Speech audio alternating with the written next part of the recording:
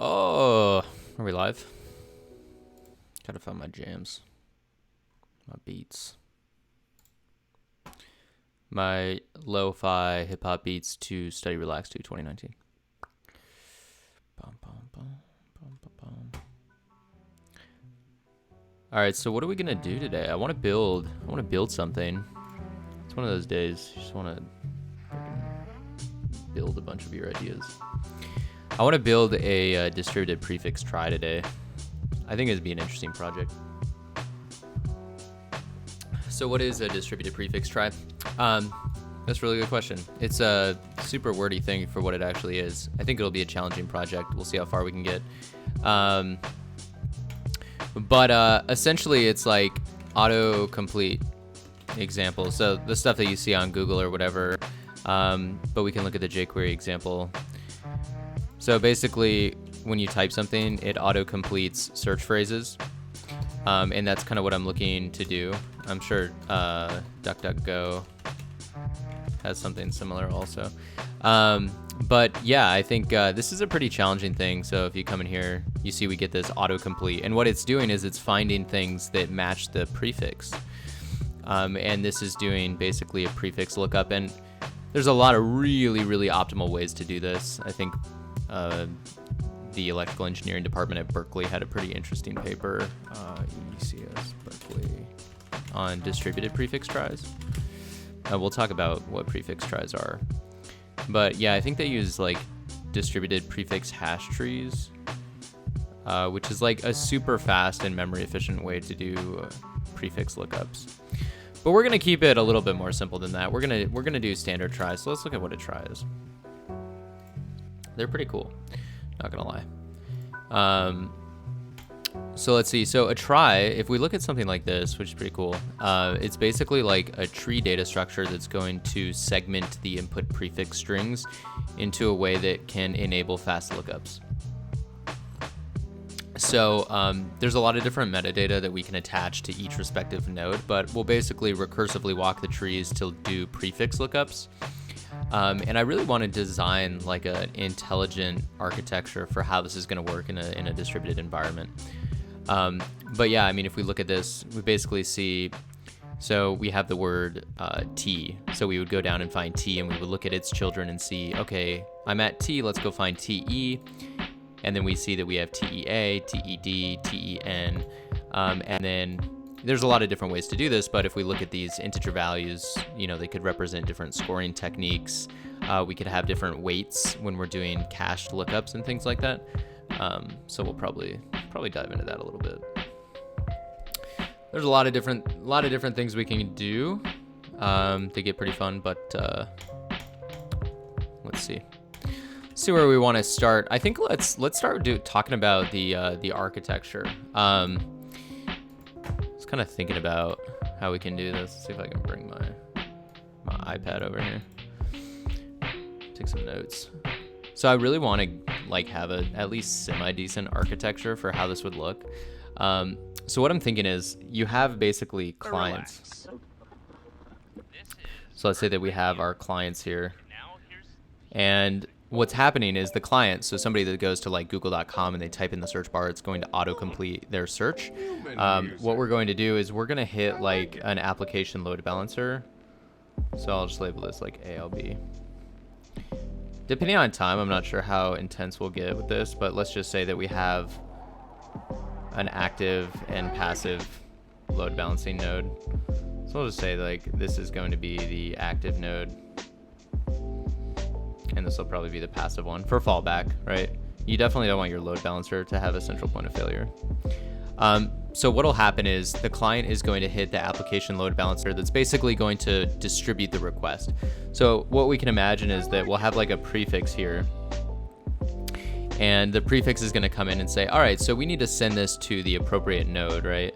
So let's basically just develop two nodes, and all right, lo-fi beats are bumping too high right now. So if we actually go back to the way that we're designing this, we'd have like two nodes. So I'll just assume I have node one. This will be the business logic that handles some of the rerouting.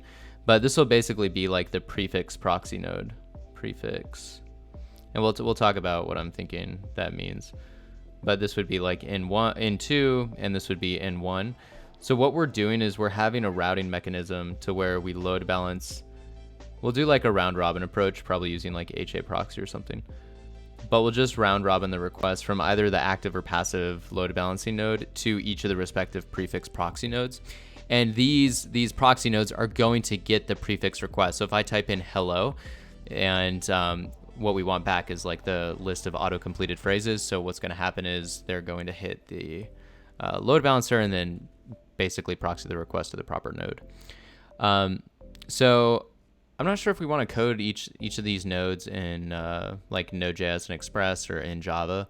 I'm thinking we'll have like a split architecture, and I think we'll talk more about why I want to do that.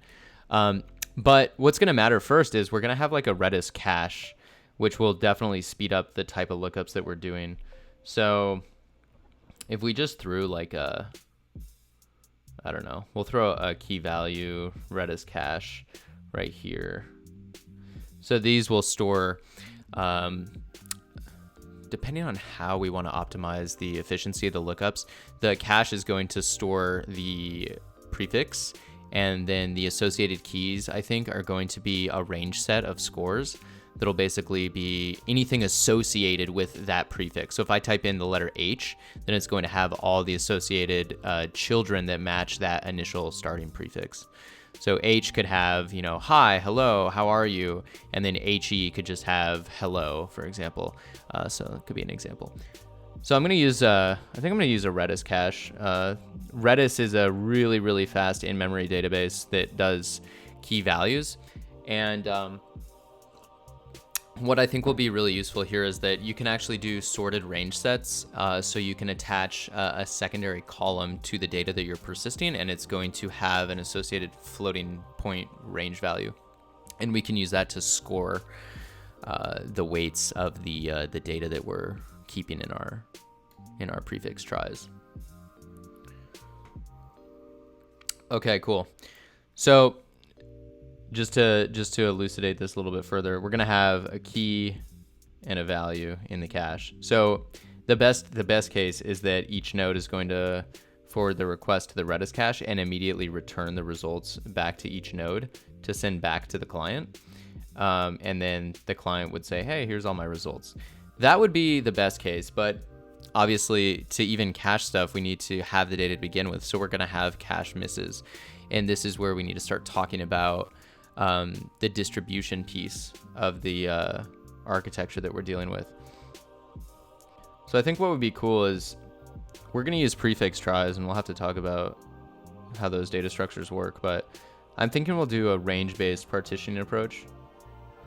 So if I take in like these boxes here are going to represent just nodes. We'll probably keep it local and run everything in Docker, but if I have like ranges A through H, H through P, and P through Z, for example, just some random range partition, these will each be the prefix try data structures,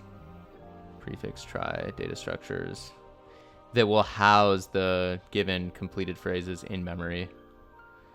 So we basically have two things in memory. We have the Redis cache, which is going to have a potentially out-of-date cache of the data that is going to semi-represent what's in these prefix tries.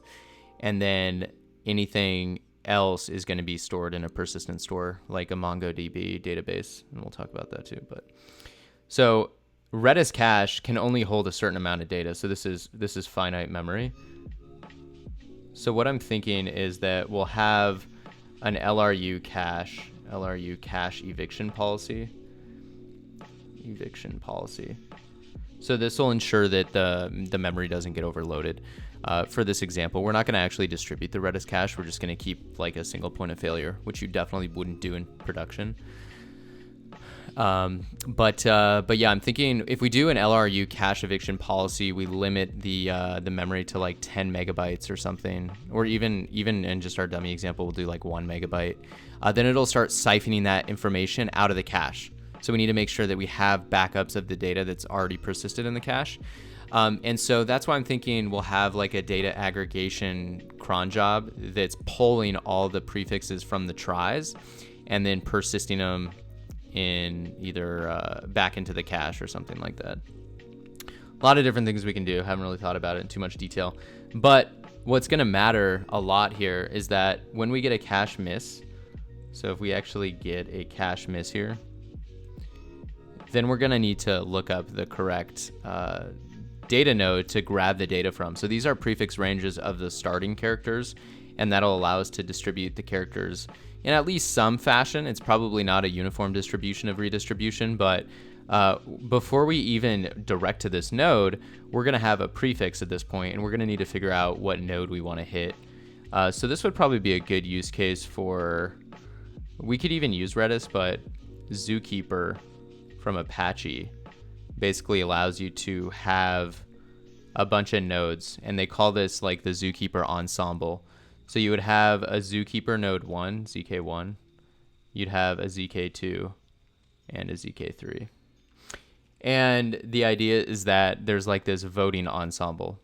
So this would be like a follower, this would be a leader, and this would be a follower. And these are going to be distributed, fault-tolerant, and resilient key value stores for the nodes, and they're going to hold the ranges that we care about. We definitely don't want to lose the metadata that tells us where to redirect the input prefixes.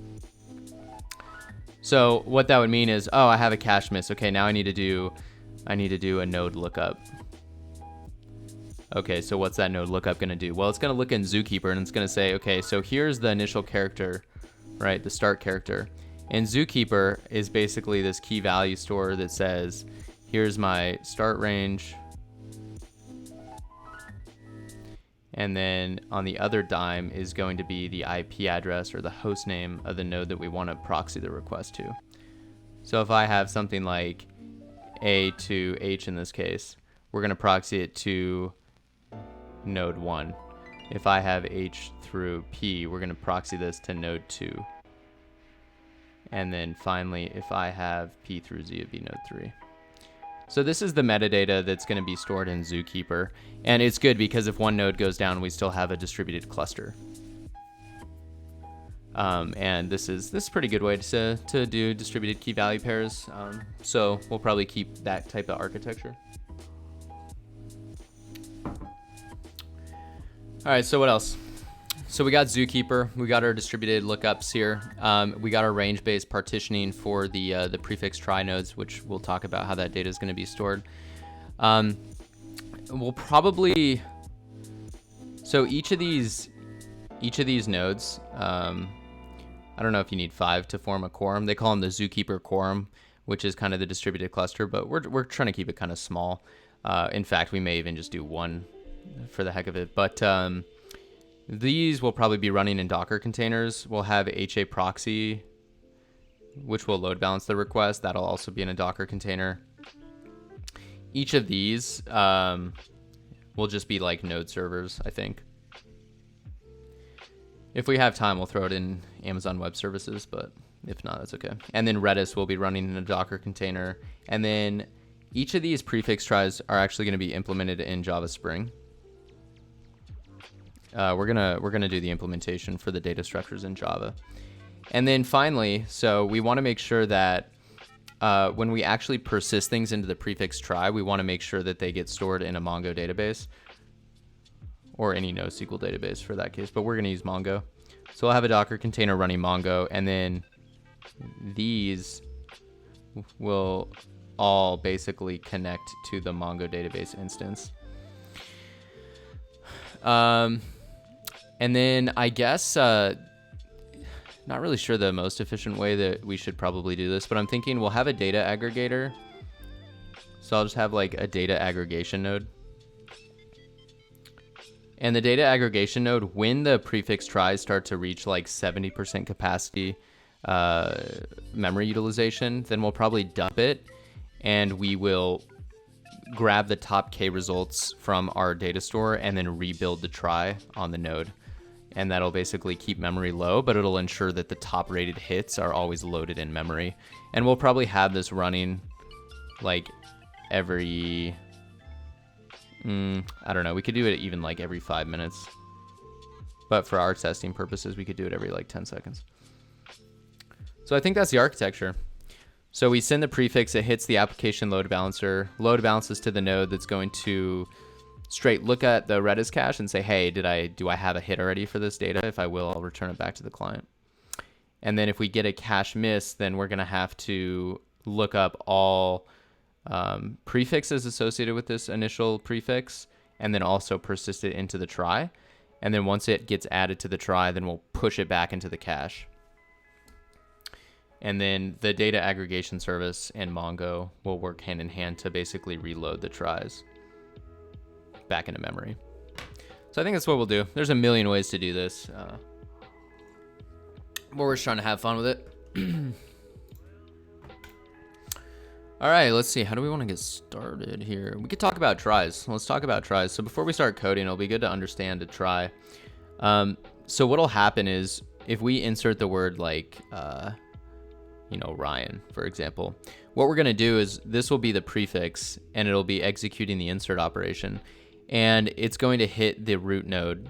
So the data structure is going to look like this. We'll have like a try node, and the try node will have a hash map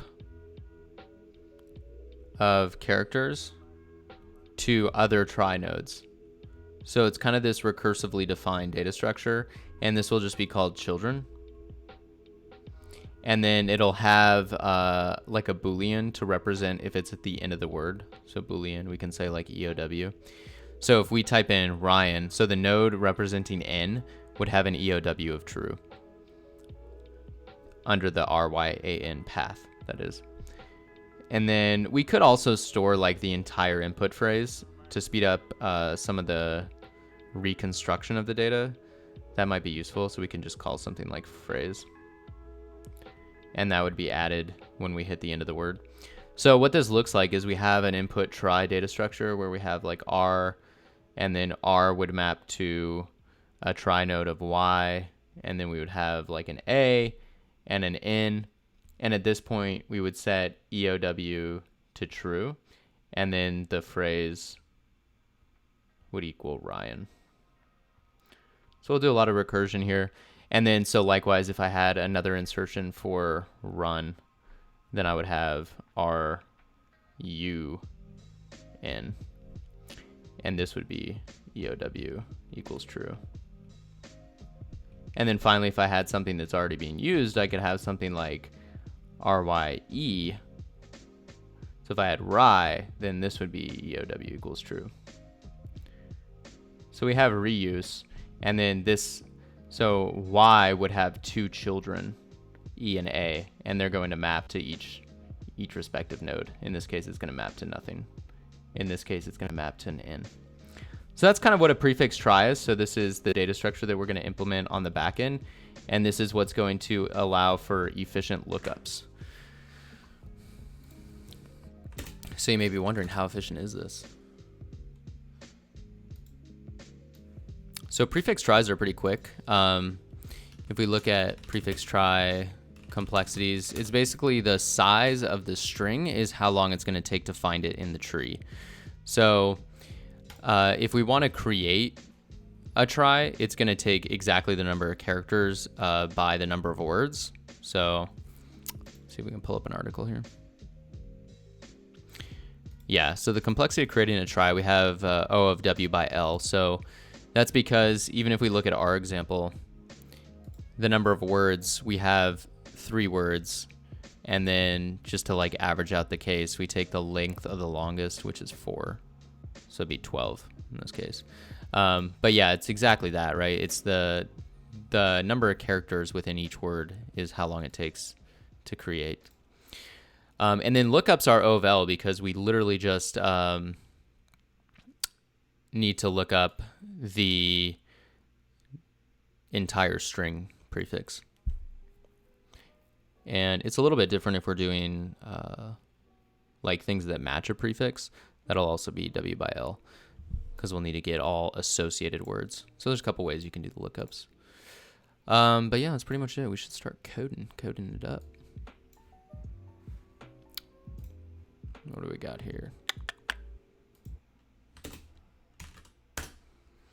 So let's create a new project in IntelliJ. I'm thinking we'll start with the prefix try, and then we'll hook it up to like a web service or something to be able to hit it. But we'll keep it simple to begin with. So I'm gonna create a new Maven project. So let's just call this com.simpleengineer. This will be prefix.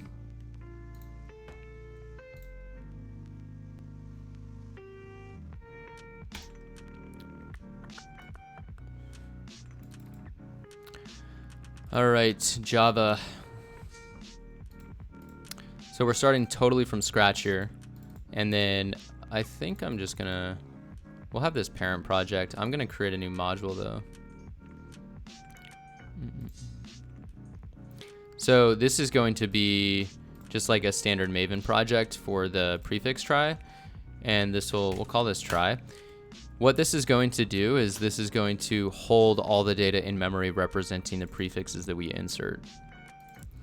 So if I open up try, let's go ahead and start organizing how we want to do this. We'll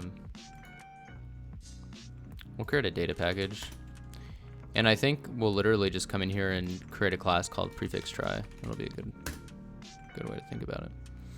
And then usually when I'm doing these little dummy projects, I like to create a driver. So we can do that as well.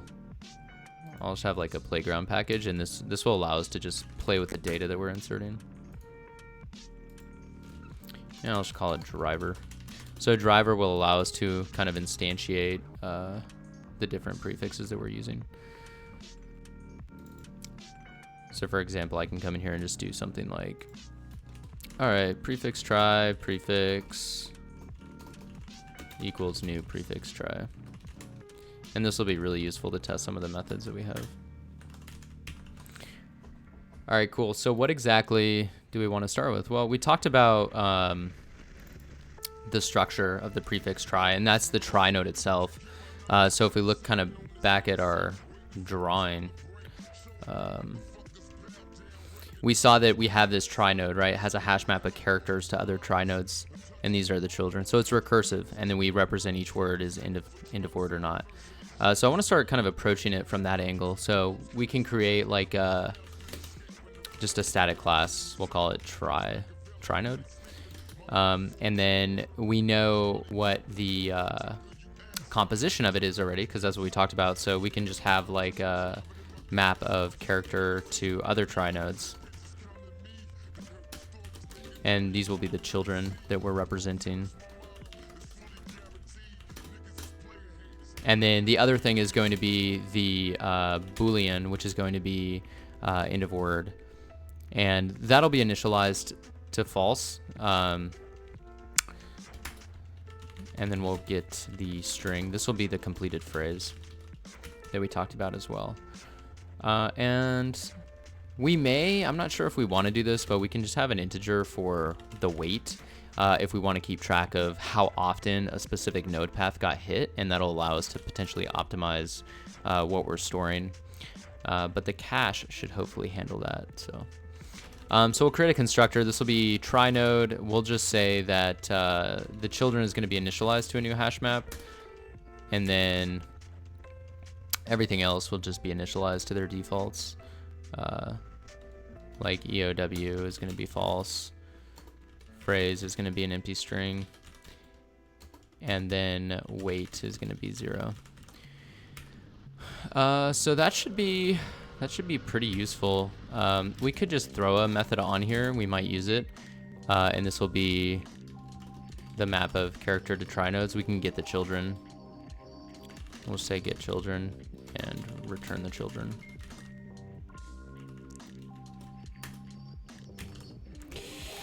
Okay, cool. So now we have our try nodes. So now prefix try. So this is going to be the class that initializes the entire tree itself. So we'll probably want to have like the root node. So if we have a try node, this is going to be the root of the try. And we want to be able to instantiate this. So anytime that we initialize the prefix try, we're just going to want to say root equals new try node. So nothing too crazy, but we just want to have that hash map available for when we insert data.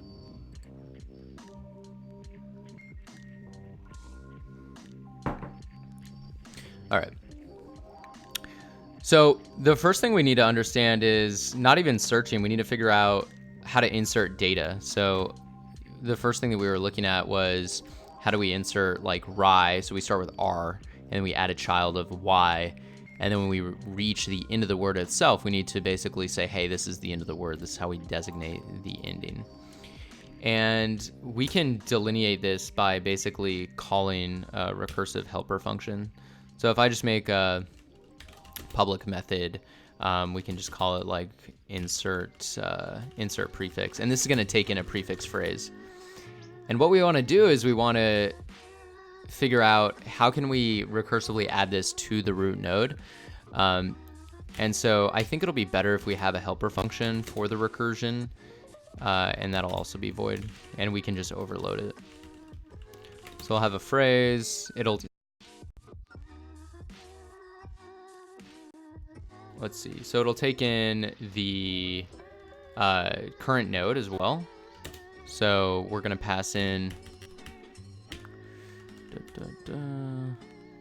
the try node. So we'll always want to have a try node. Did I lose on my audio?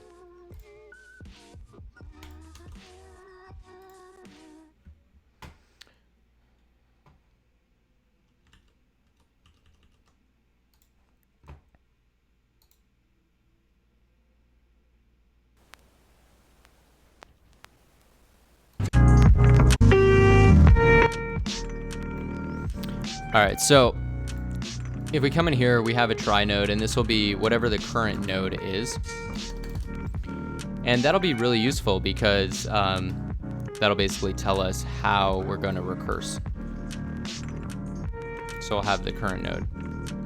And then we'll have the index to track what index we're at for the phrase. So the question that we're asking, so this will be overloaded and we'll just call insert prefix. It'll take in the phrase. The root node to begin with is going to be just the, or the try node to begin with is just going to be the root node. And then the index is just going to be the 0 index. So we'll see why this matters, because it allows us to actually pull out different pieces of the phrase at any given time. So the base case for the recursion is if the phrase length is 0, so if phrase dot length equals 0, then we can actually mark the try node. So current dot EOW would be true, and then we probably don't even need this, but we might want it for later. We can set the phrase, and it'll be equal to whatever the input phrase is. And then if we want to add a weight, we could just do weight equals 1. So the first time it ever gets hit in the existence of the try node, we can set a weight to 1. And then that's when we would break the recursion. So what we actually need to do is we need to get the next letter, and that's why index matters. And this is a really common model that people use in their recursion, is they'll not necessarily do like substrings in the strings they're passing into the functions recursively. They'll just pass in an index, and they can say, oh, give me the character at that specific index. So we can say like current car is going to equal, and that's where we say phrase dot char at, and it'll be index, and that's what we'll increment every single time. So we want to see, does the try node, so we'll say that the current node is going to equal, basically, if we take cur.children.get and we pass in this character, it either has this as a child or it doesn't. So that's what we need to check. So if the current node equals null, then that means that that try node didn't have that character to begin with. So we need to add it, right? And that's where we say, okay, well, it's null, so let's just override it. So cur node is going to equal new try node, and then we're going to add that as a child. So we'll say cur node, and we'll say grab the children and put in the current character, and then put in the current node. So that's kind of the parent-child association there.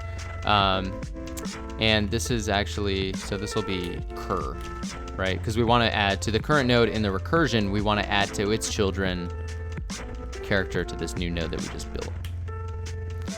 And then we'll just recursively call ourselves again. So we'll do insert prefix, phrase will stay the same. The node is no longer cur though, it's going to be cur node, the new node that we created. In fact, we could probably just rename this, so this will be new node. This might be easier to understand.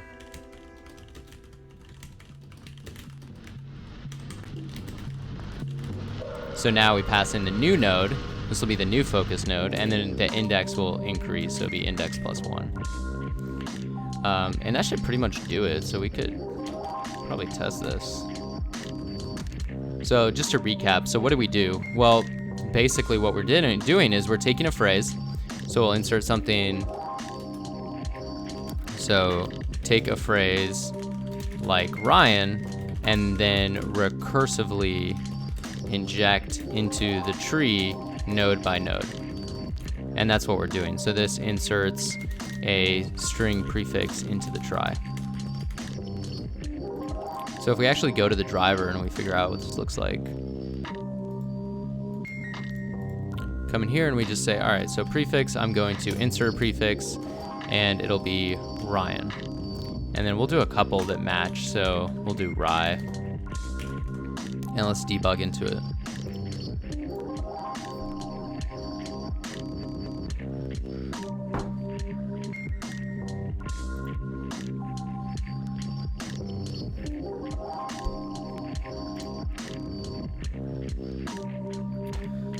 See if my computer can even compile code with my streaming.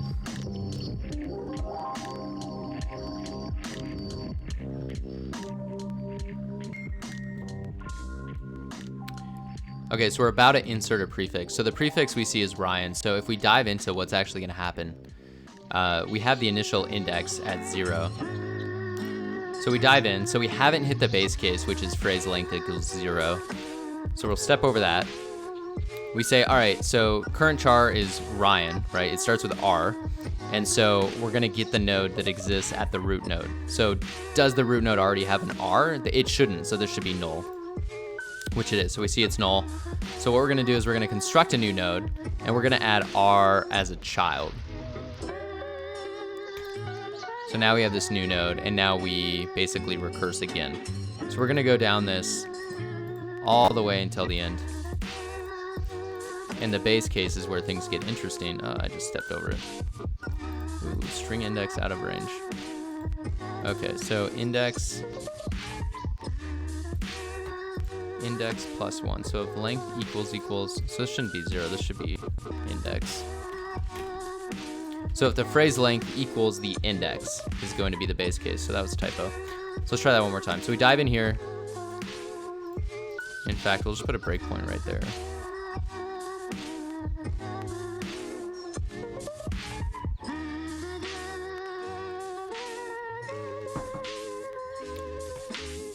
Okay, so we insert Ryan.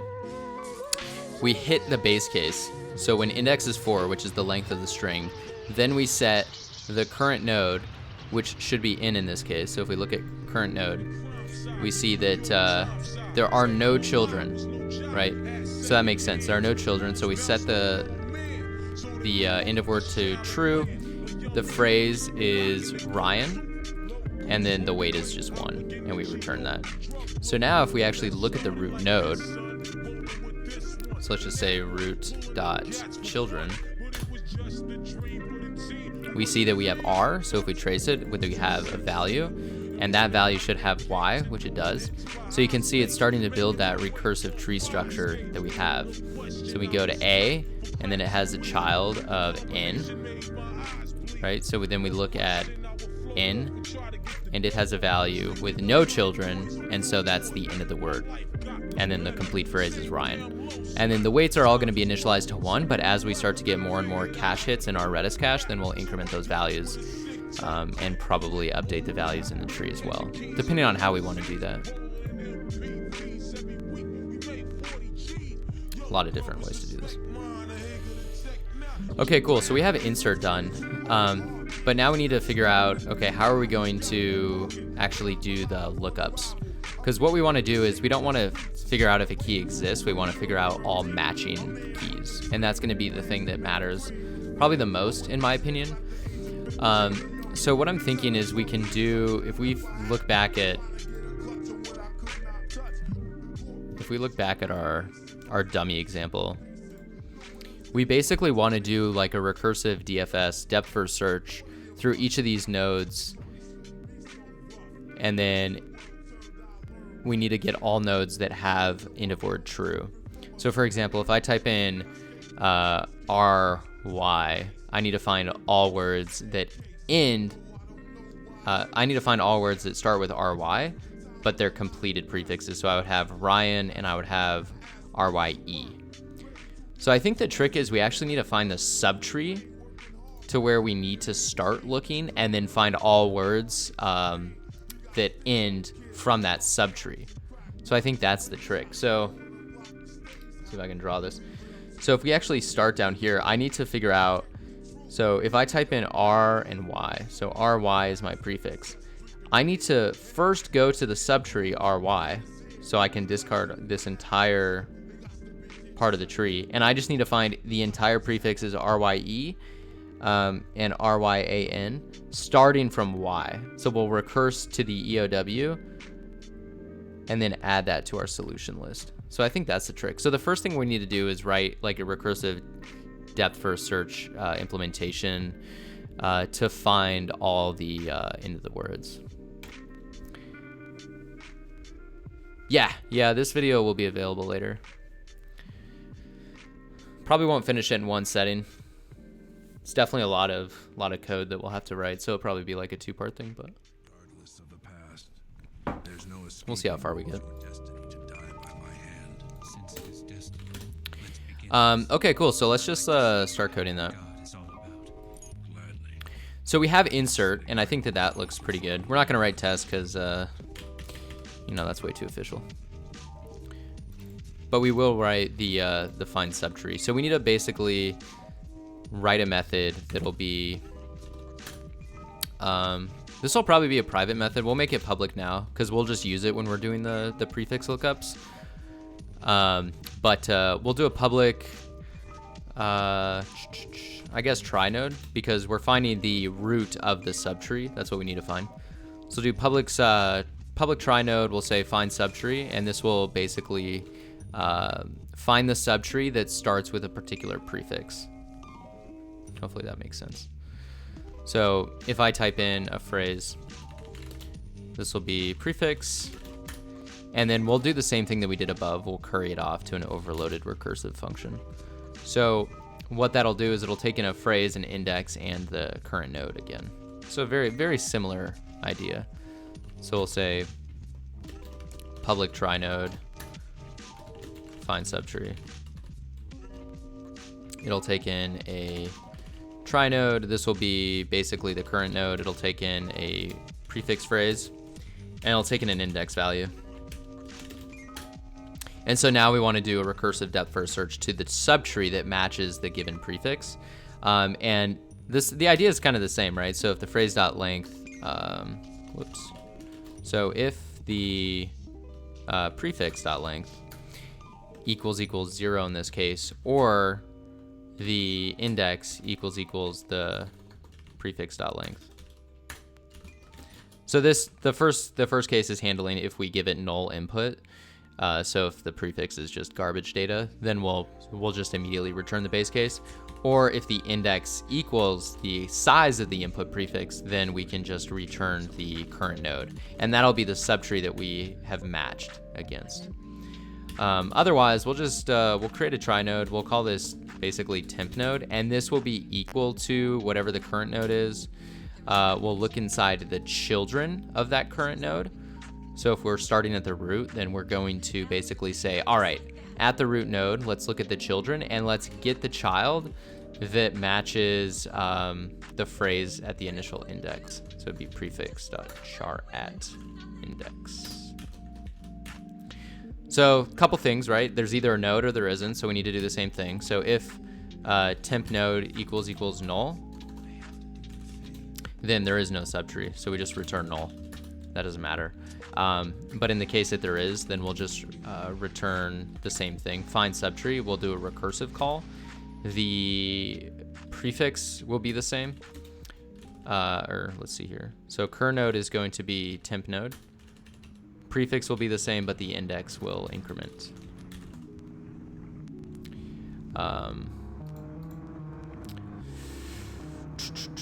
So that should be that.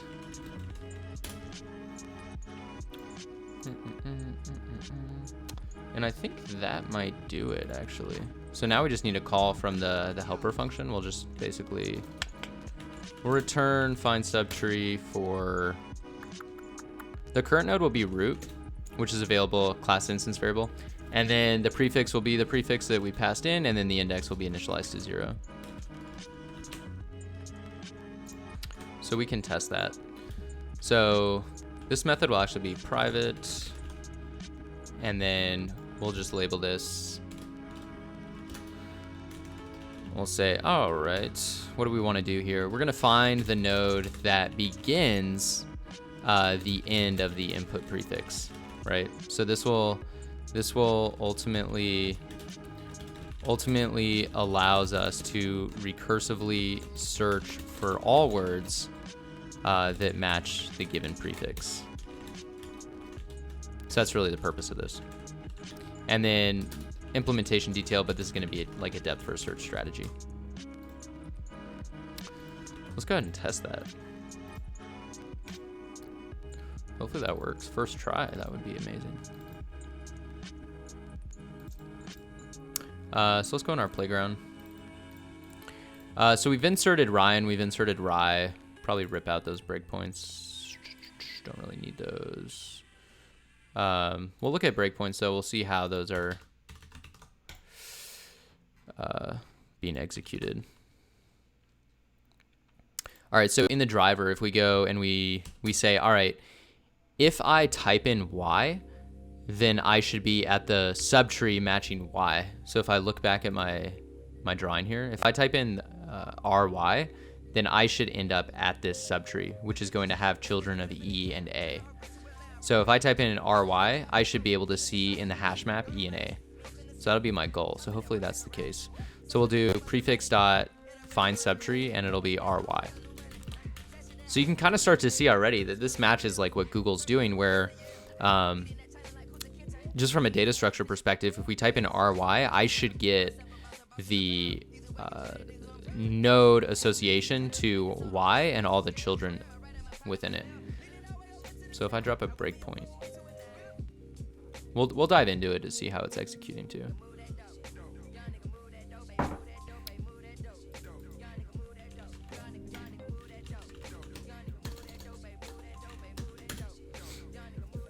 All right. So if we dive into this, we see that the root is just the root node. Prefix is Rye, and then the index is 0. So we dive into the recursive function. We haven't hit the base case. We see that we do have a node. So we did find a match in the children, and then we just recursively call, go down, we recursively call, and now we hit the base case. So we dive in here, we see the current node. So if we look at the current node, we see that it does have 2 children, and it is A and E like we wanted. So A and E.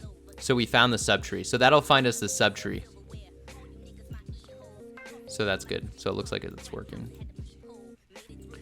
Okay, cool.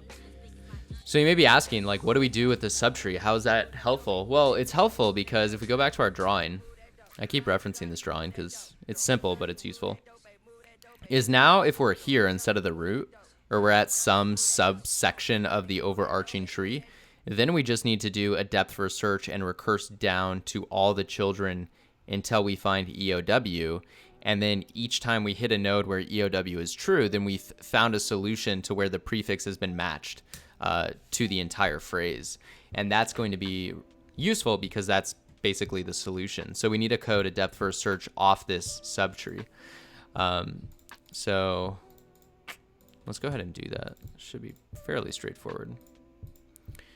So find subtree. This will probably be private because at the end of the day, like, this is total implementation detail logic. It should just be like an internal API that we're going to use. So if I do something like public, you know, we just want to return like a list of strings because these are going to be all the matched phrases. And this will probably prove to us why it was useful to add phrase to the try node. Because we're going to recurse all the way down until EOW is true, and then say, oh, hey, it's true. Grab this phrase and add it to the solution set. So I don't know, what do we want to call this? We could just call it like find matching phrases. Find matching phrases. The hardest thing about programming is naming your functions and your variables. Don't let anybody else tell you otherwise. So we want to basically, we'll get a phrase, right? So it's going to be the same thing.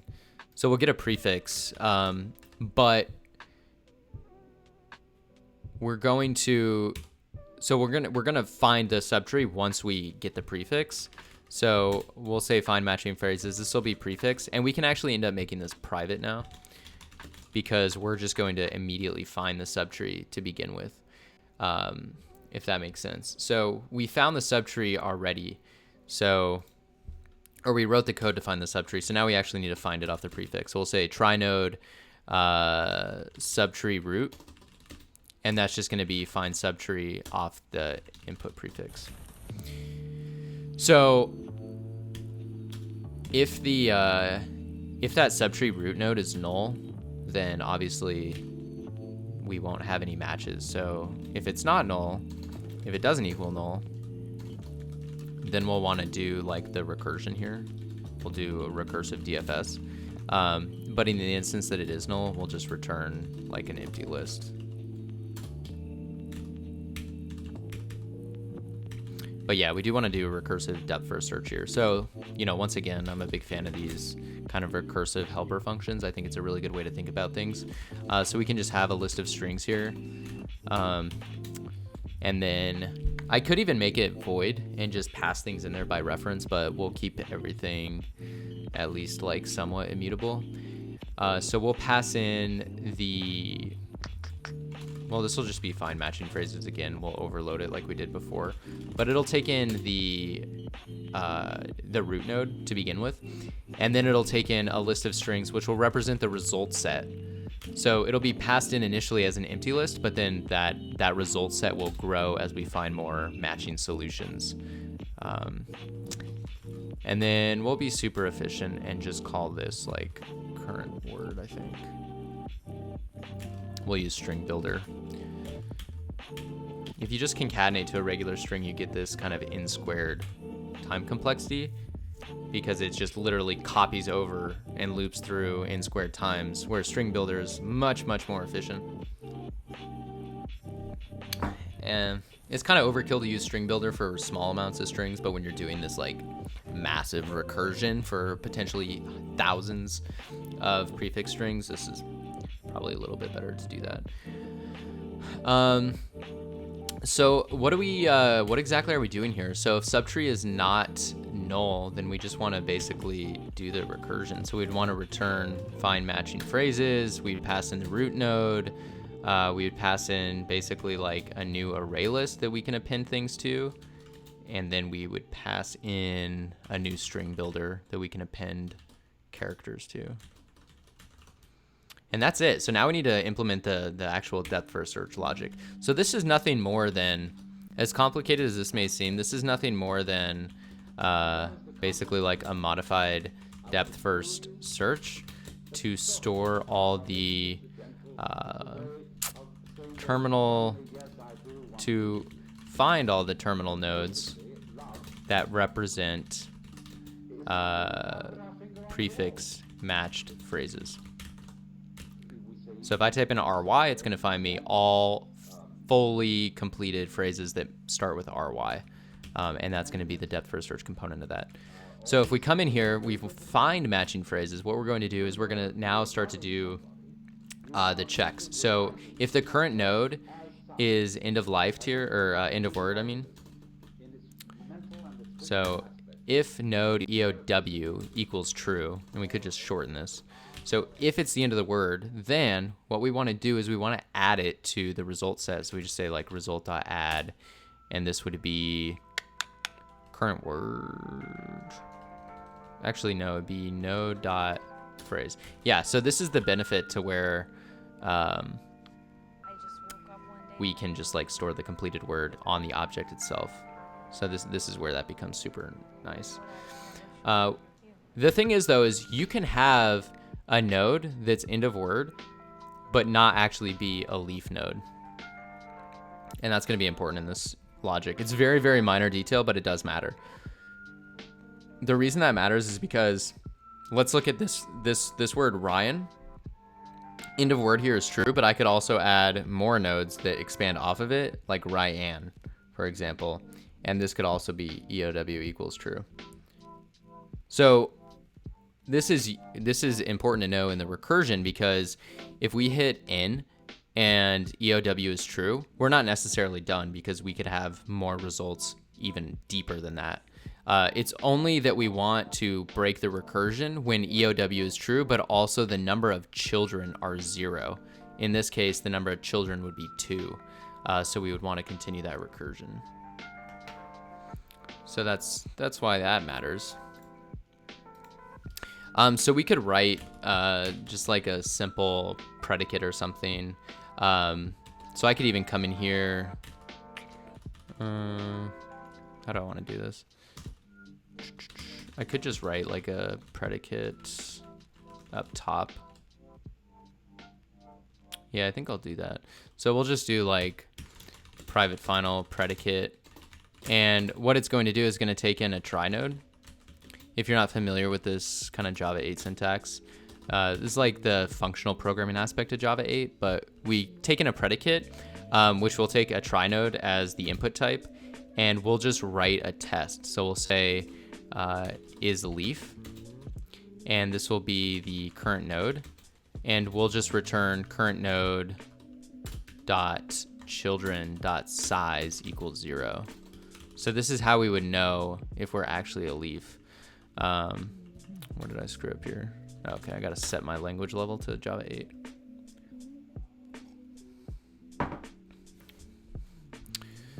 Okay, cool. So now we can treat that as a function. So if we come back down here and we say, where were we?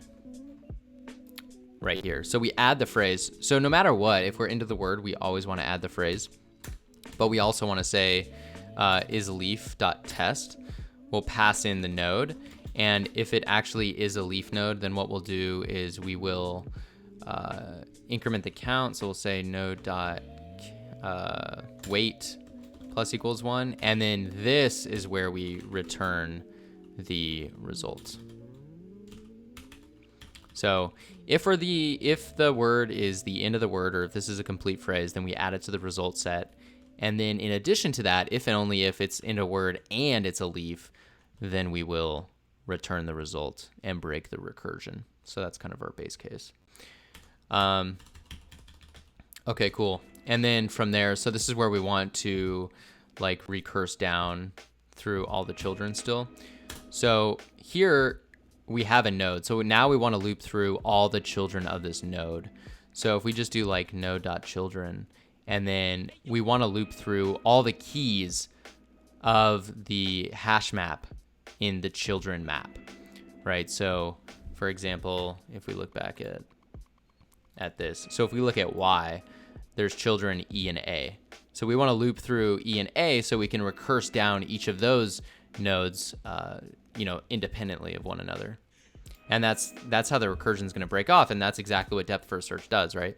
So we can just node.children. We want to get the keys from the map, so we can do .keyset, and then stream will basically be like our ability to loop over all of that data. So we can just do like a for each. And we'll take in a child. So in each iteration of the loop, this would be like doing for int I equals 0 ... to the end.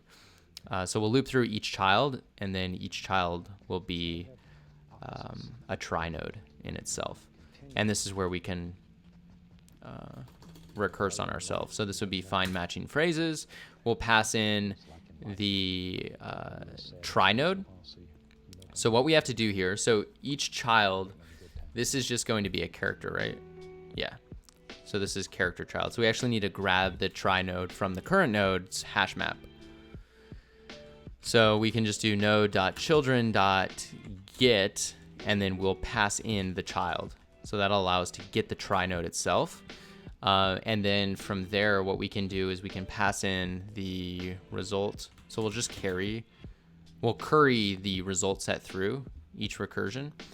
And then finally, we'll just append current word dot append the current character, which would be child. And actually, do we even need current word? We can probably delete that.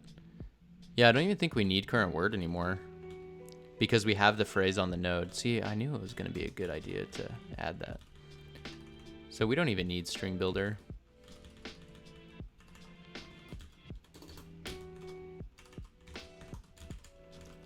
Because we don't use that for anything. So we can just return the result set at this point. So let's do a recap. So we loop through all the children in a given node's hash map. And then from there, we stream over each of those children. And we say, all right, so we're going to loop through each character in a node's hash map that represent the children. And then we're going to do a recursive depth first search for each of those children. So from the current node, we're going to get the node associated with that character and then just curry the result through. And that'll find all the matching phrases, hopefully. So then from there, yeah, so these are all private methods. This is private. So really, to find all the matching prefixes, we just need to call find matching phrases.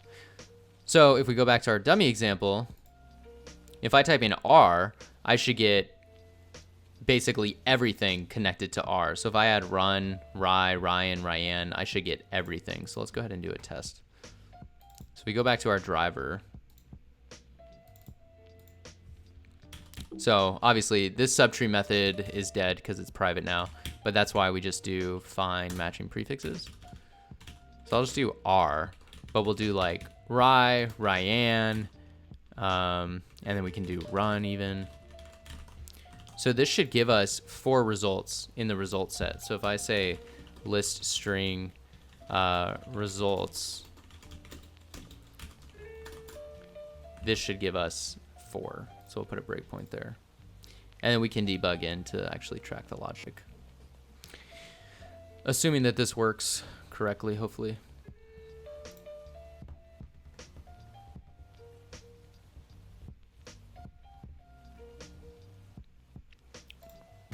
My computer runs so slow when I have streaming on, it's ridiculous.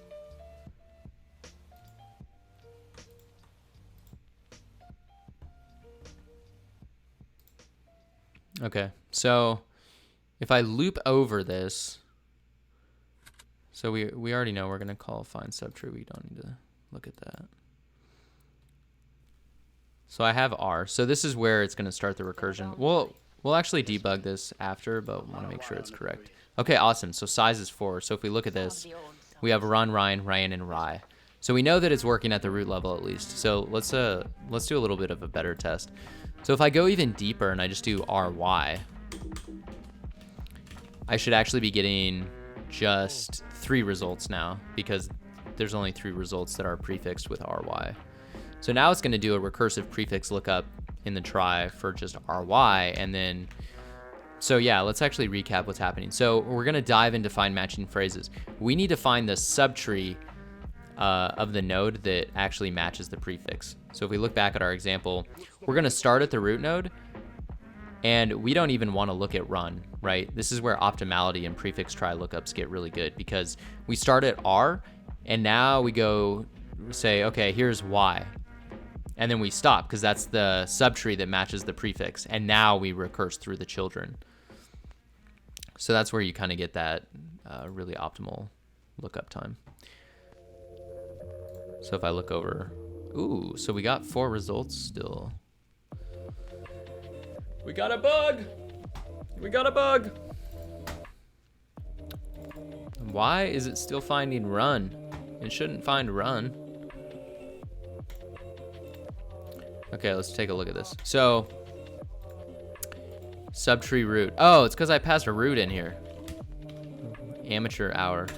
This needs to take in the subtree root.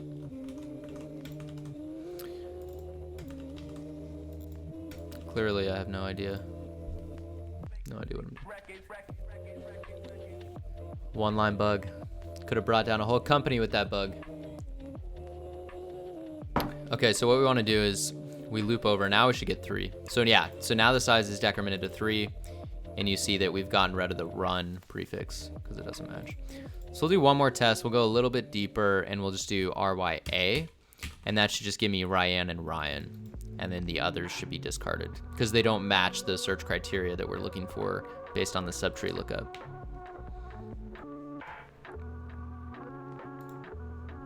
Okay, cool. So now I have 2 results, Ryan and Ryan.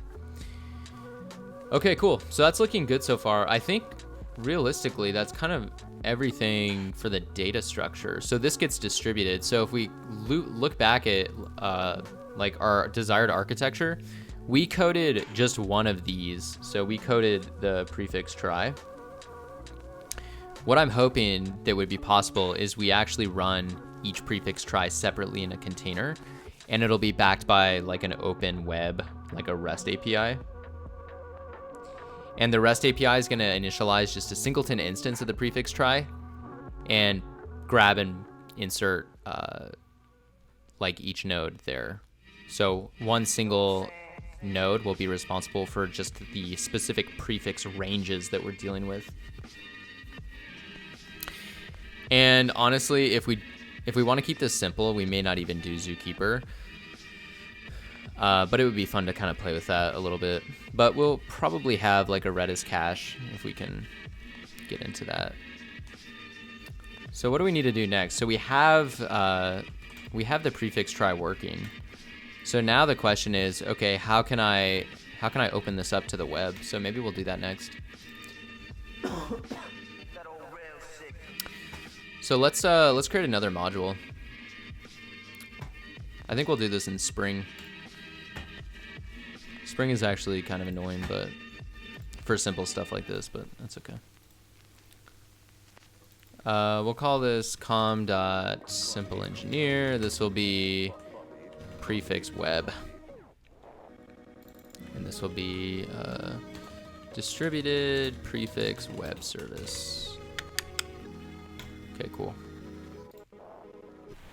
Do we need any of these? I don't really know if we need anything. Probably have to Google. Like, I know I'll need Redis, but I don't know if I want to use the Spring Redis framework. We'll just continue and then debug. Okay, cool. So this will allow us to basically map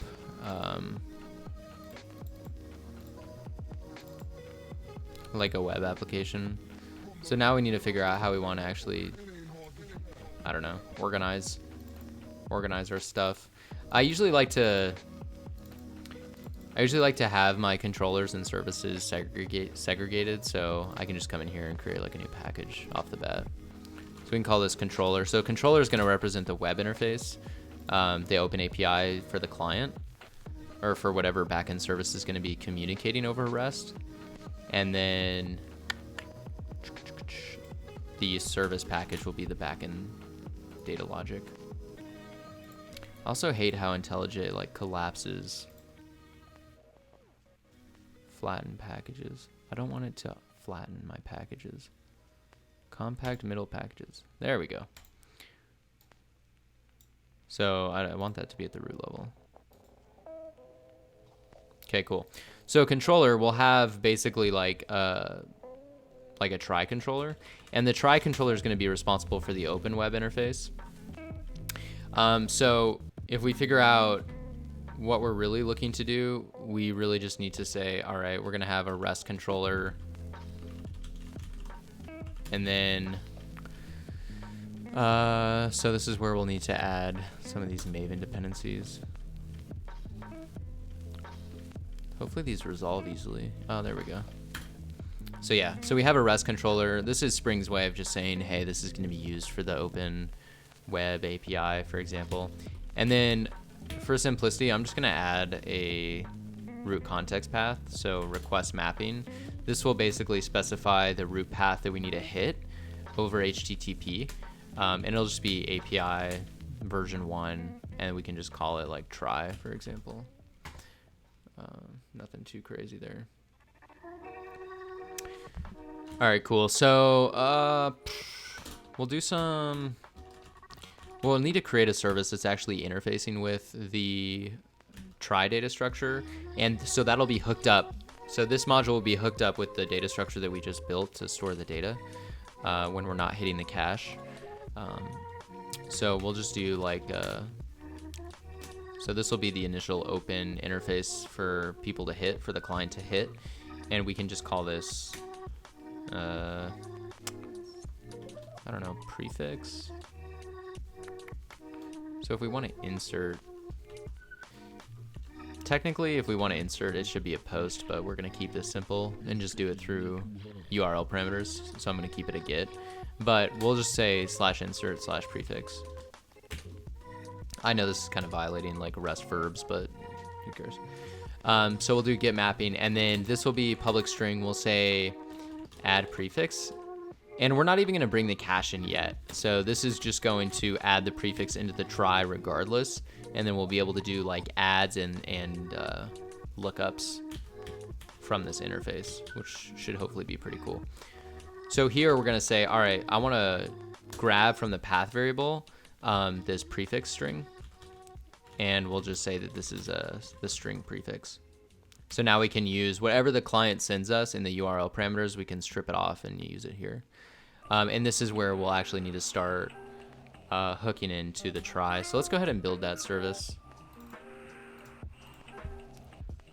We'll just return, actually we'll just throw new unsupported operation exception. Method not implemented. Implemented.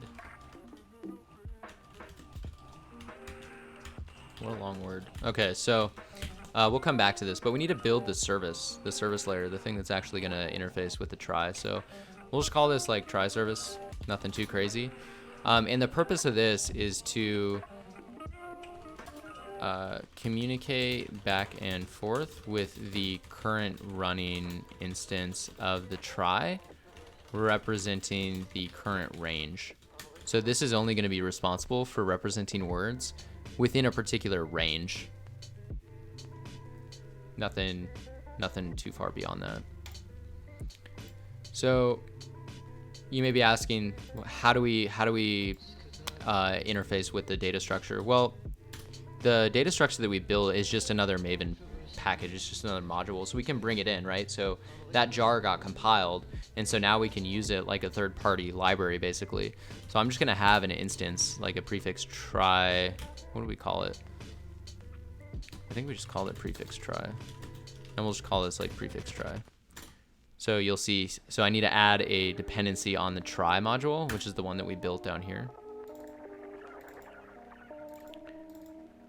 And this is what holds all of our logic for the try data structure. So that's cool. And so now if I go back to the service, I just need to import this. And so the goal or the idea is that every time we initialize this class, we're going to have just a copy right off the bat. So if in the constructor, if I have a new try service, I'm just going to say this .prefix try equals new prefix try. So no matter what, I'm always going to have at least one instance. But now we need to actually perform the lookups. So that's the cool thing, though, is we already actually wrote the logic to do that. So in theory, we just need to write an interface or write the methods that interface with the data structure from the web. So in order to do that, we can just say like list of strings. We can say get matching phrases, and this will take in a prefix phrase. And then from here, we can say return prefix try dot, and then find matching phrases. So we're already familiar with this because we just wrote that logic, and this will return exactly what we need. So it's just kind of like a helper method, basically. And then at this point, we can just do for the insert case, we can do something similar to where we say insert prefix. And instead of find matching phrases, just insert. And is this void? What does this actually return? Yeah, it's void. Oh, it doesn't return anything. Okay, cool. So that should really be it there. So now, if we want to do some like dependency injection, we just want a singleton instance of this service. We just label it with service, and then we'll do some dependency injection at the controller level. So we can say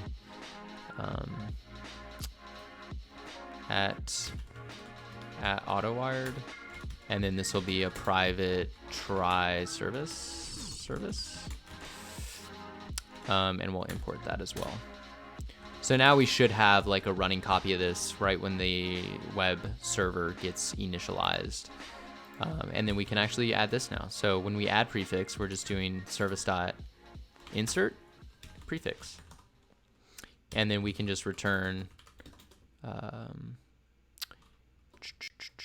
do we want to do this? We can say prefix was inserted into the try successfully.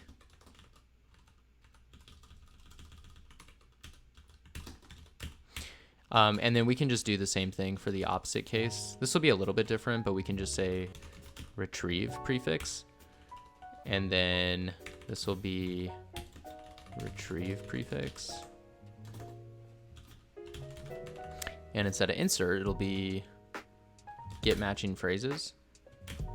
And it's been a while since I wonder if we can actually serialize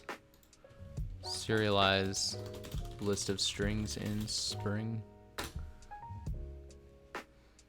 because we want to return the list of, yeah, I was afraid we'll probably need this object mapper thing.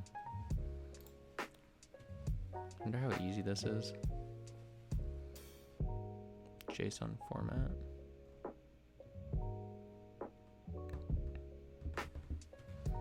Yeah, it'd be nice if I could just return JSON.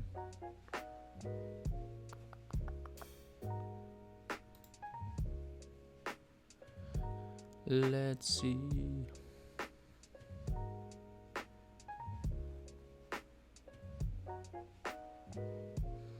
Serialized string.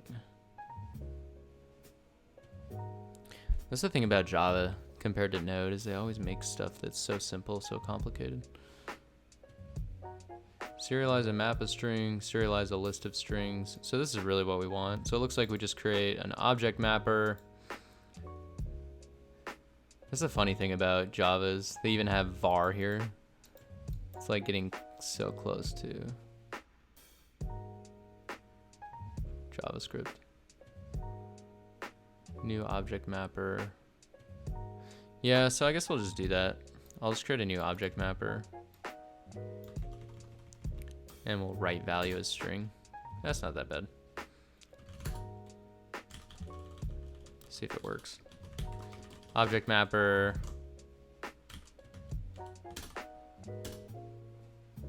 So let's see if I can figure out how to do this. So the results will be under, computer's freezing. List of string results, and then we'll say, yes, Java. Okay, so we'll say mapper dot write value as string, and then pass results in. Is that gonna work? Doesn't like that. Ooh, add exception. So what do I just return that? All right, cool. We'll try that. So recap, what do we got? So we have the try service. So this gets injected once it gets initialized at boot up. And this is the thing that's actually talking to our data structure. So what we've done is we've opened up a REST API for the client to hit from like the browser. So go ahead and try and hit that. Let's see how well we can do this. So this is the entry point of our Spring application, so I'll just run this.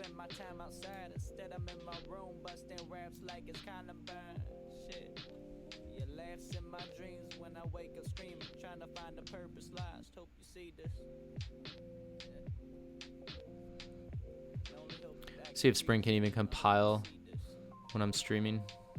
computer's just gonna light on fire at this point.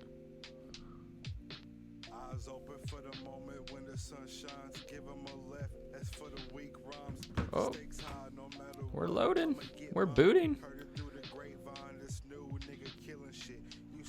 Like curious what my CPU usage. Oh, we already got an error. 271% CPU utilization. Yeah, that sounds really healthy.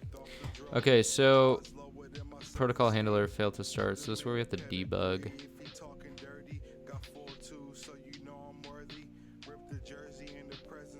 The port is already in use. Is it though? Why would that be in use already? I don't think I have any running servers.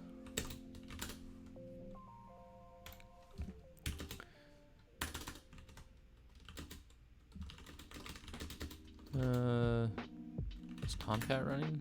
Oh, looks like Tomcat is running. I'm just gonna kill this.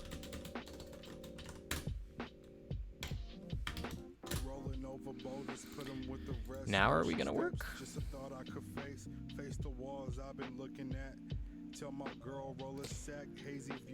Oh, Spring. See, if this was Node.js, I'd already be done. But it's okay. We still like you, Java. We still like you.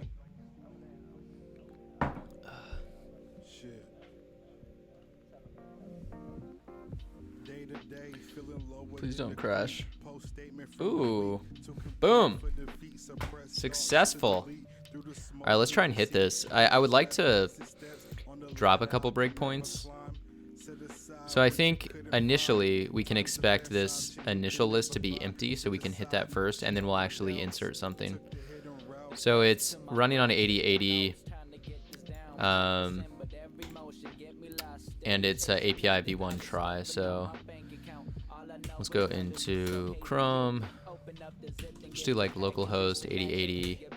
So what do we got? We got API v1 try. So we got API v1 try, and then we'll just get. I'll need to turn on debugging actually to hit these breakpoints, but we should get an empty list. So retrieve prefix. We can just do like test. So this should be nothing. Let's see if that object mapper is actually gonna work. Oh, sweet, it actually did work. Okay, cool. So we have the empty list. Let's actually reboot this, but then enable debugging.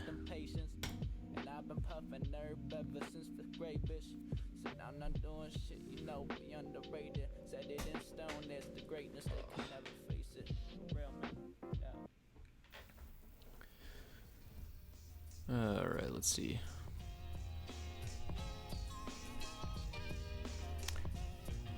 Are we booting? Okay, cool. So we are booted up. So now we should be able to hit our breakpoints. So now if I hit this, we can verify that the results list here should be size 0. Okay, cool. So we have a 0-sized result list. But now if I actually go into the insertion case, so we'll say insert prefix. So instead of retrieve, if we swap this to insert, now we'll go into the service. It'll go into our custom data structure that we wrote. And now it should just execute that logic. And then I think we just return like a success message. What did we do? Yeah, so we said tester was inserted successfully. To actually see if that was true, then we can say, all right, let's retrieve everything that starts with T. So if I loop over, boom, you can see that we have one thing in there, which is the thing we just inserted. So you see, so that's cool. So we basically have, so this is kind of a naive in-memory lookup for autocomplete already.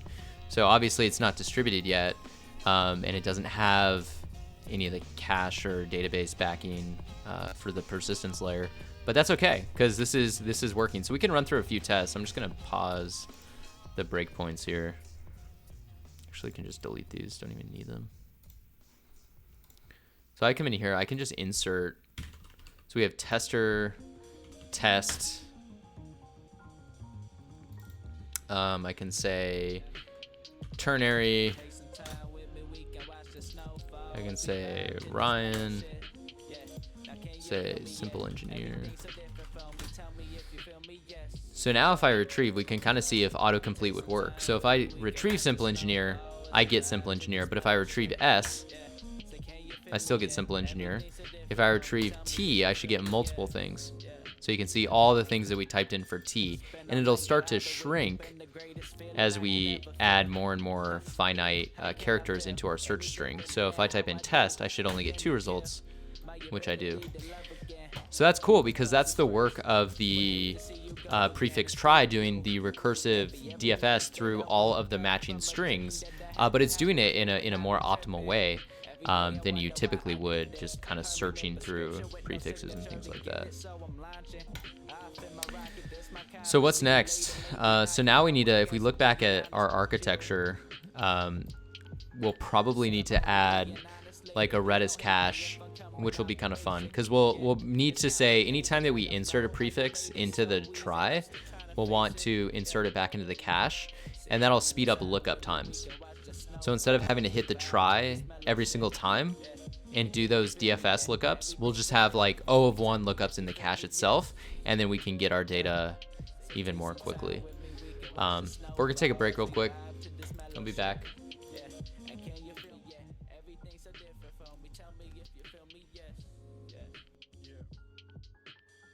Within the particles, the damaged truth lay between the cracks, face to facts.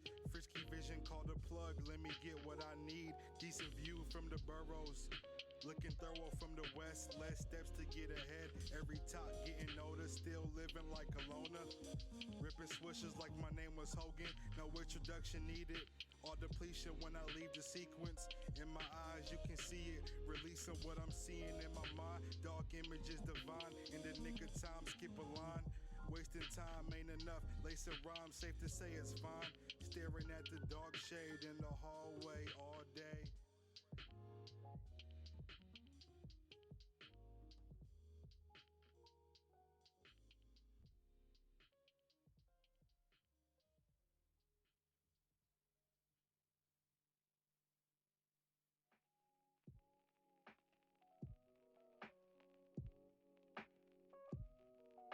Hey.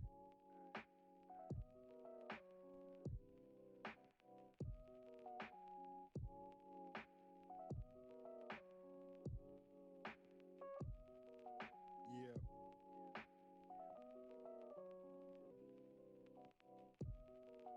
Once again, it's the Pathfinder with the rap lighter.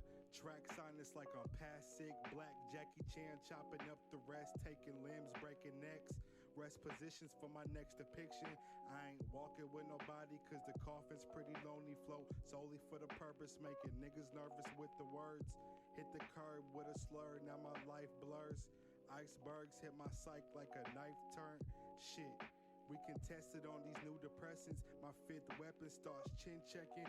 I'm pretty swift with the action like factions. Posted up with a couple captains who keep it way past passive.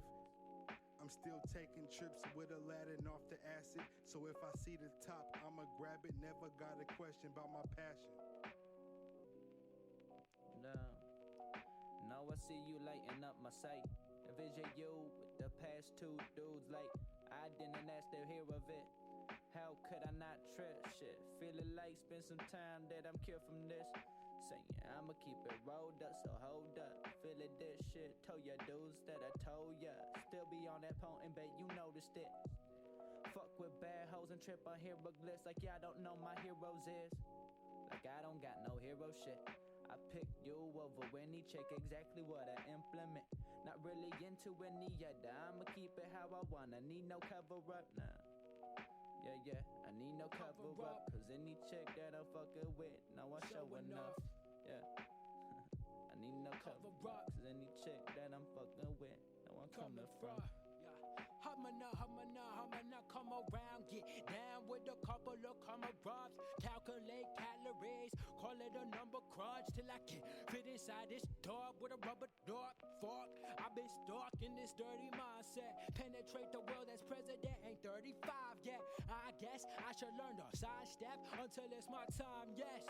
But I digress, it's the Brazilian villain, redder than Phantom Menace. In the midst of the Aurora, young apprentice, I swing kids like Sora with his kinship. Bored of different gimmicks, my story isn't finished. die. Bet you thought it was over.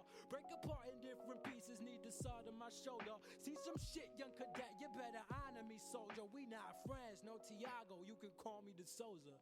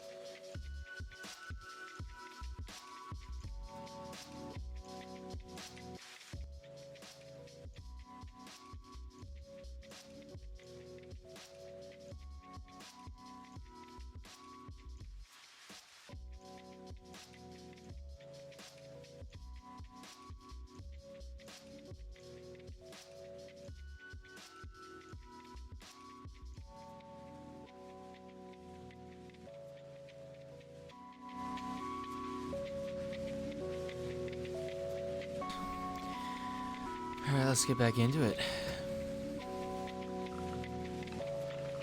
So what do we have left? So this is our architecture. I don't know if we'll probably not finish everything in one video, but basically, so what have we coded? We haven't really coded the logic that says this is what the application load balancer would hit. But we've coded the logic that handles basically the prefix try, and then we do have an API in front of it. So technically we do have this proxy. I was gonna write this in Node and Express, and maybe we'll transition to that as we start to optimize the code. But I think it could be cool to just start up like a Redis cache at this point, and start incorporating caching policies into our code. I'm not totally sure how that's even gonna work in terms of like how we want it to work, but we can play with that idea. I think I'm gonna run this in Docker. So Docker, people that haven't used Docker, I think I have a few videos on Docker if you want to check them out, like a good getting started guide. So feel free to check those out. In fact, shameless plug, simpleengineer.com. I do have some Docker command line tutorial videos that will explain exactly what I'm about to do right now. And it's going to be inside of this video. Ignore my my ugly mug here, but yeah, watch this video. This will give you a really good introduction to how to pull images and so forth. But we want to pull the Redis image. I might already have it. Do I have it? Maybe not. Okay, cool. I do have it. So Redis is super awesome, like in-memory key value data store. Basically allows us to cache data grabs the information really fast, so we don't have to read from disk or read from even our like try data structure. So it'll be useful for this. And depending on how we use it, I mean, we can make this way more useful because like technically part of the try is in memory and part of it is going to be in this cache, but we'll at least get it implemented and then we can talk about optimization after that. But I'm gonna do Docker run. We'll run it in detached mode, which will basically run the container in the background. And then we'll run Redis, and then we do need to do port forwarding. So I actually need to look up the default Redis port. So we want to make sure that we can access the Redis server from the host machine. So it looks like it runs on 6379. So we'll do 6379 and we'll just map it. Internal to external will be the same port. Okay, cool. So if we do Docker PS, what do I have here?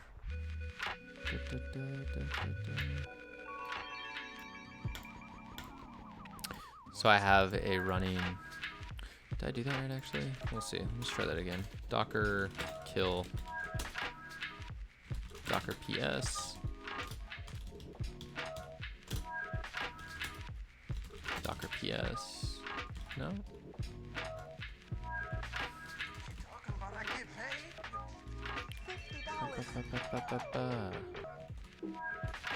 Redis container. Here we go. This is what I want. So we can name it. We do a port mapping from 6379, and then the container is the one that we're running in the background. We'll call this try Redis. Okay, cool. So now if we do a Docker PS, we see the running container. We should be able to go into it, but I think what matters, we want to make sure that we can hit it. I'm trying to remember if we do a Redis CLI ping. Okay, cool. So if you do a ping on the Redis CLI, so if you're on Mac, you can do like a brew install, what is it? Brew install Redis.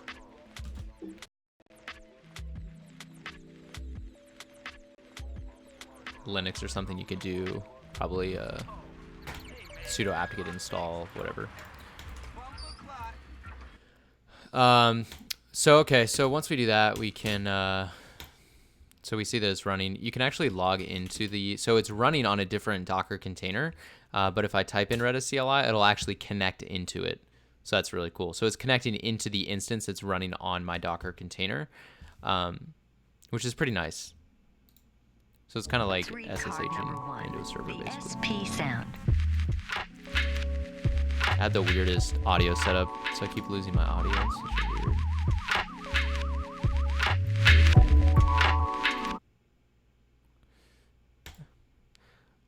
Always gotta have my lo-fi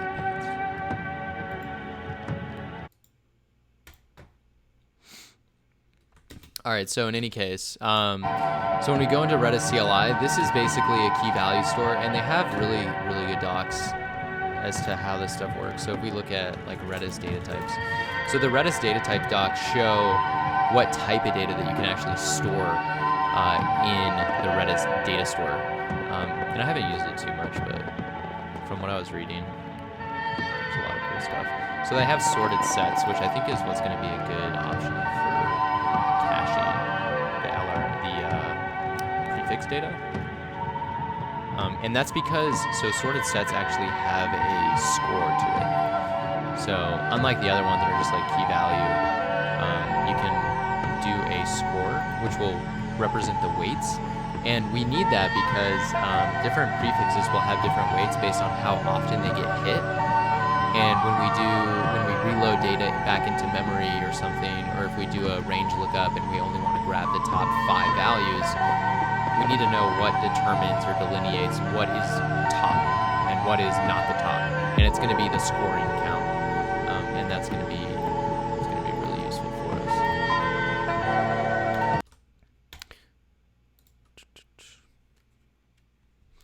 So let's see, what else do we have? Keep losing my audio.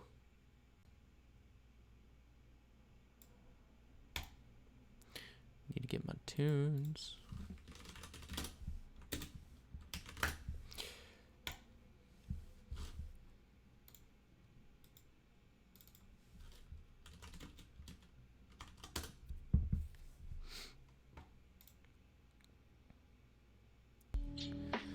Okay, so if we go back, so if we look at these data types, we're going to be using the Spring, the Redis template API in Spring to kind of facilitate some of this.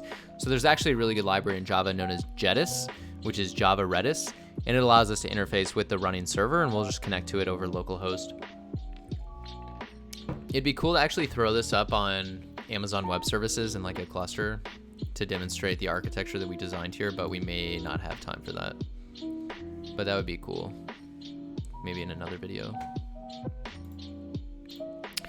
Okay, so Redis sets an unordered collection of strings. It's possible to add, remove, and test for existence in O of 1. So that's why it's so beautiful, because it's O of 1, right? Not even our prefix tries, which are already super, super fast and already in memory, are O of 1. They're O of L, which is the length of the string that we're looking for. And it's really O of L by K, because it's, or O of L by W, which is the number of words that we have to look at multiplied by the average length of all those words. So caches are good. Caches have things that we want, so that's good to have. So we'll need to hook it up into our Java Spring server. God, why is this music so terrible today?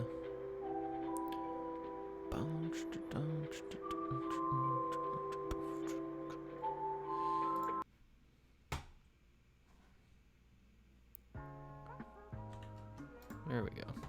All right, cool. So there's a lot of different commands we can do. So I'd actually like to find, so working with sorted sets in Redis.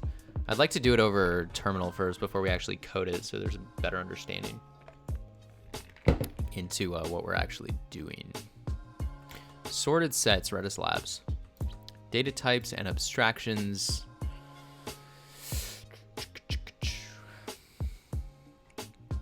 So Redis keys, Redis strings. So here we go. So we set a key and we set some value.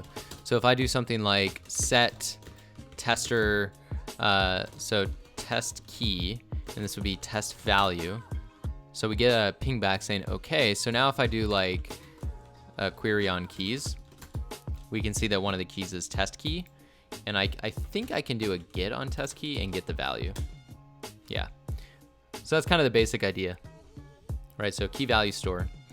It's not going to be distributed. It's going to be a standalone instance, but should be useful for what we're doing. But what's cool is we have these sorted sets, and I think the data structure that we're going to maintain, at least to begin with, is let's see.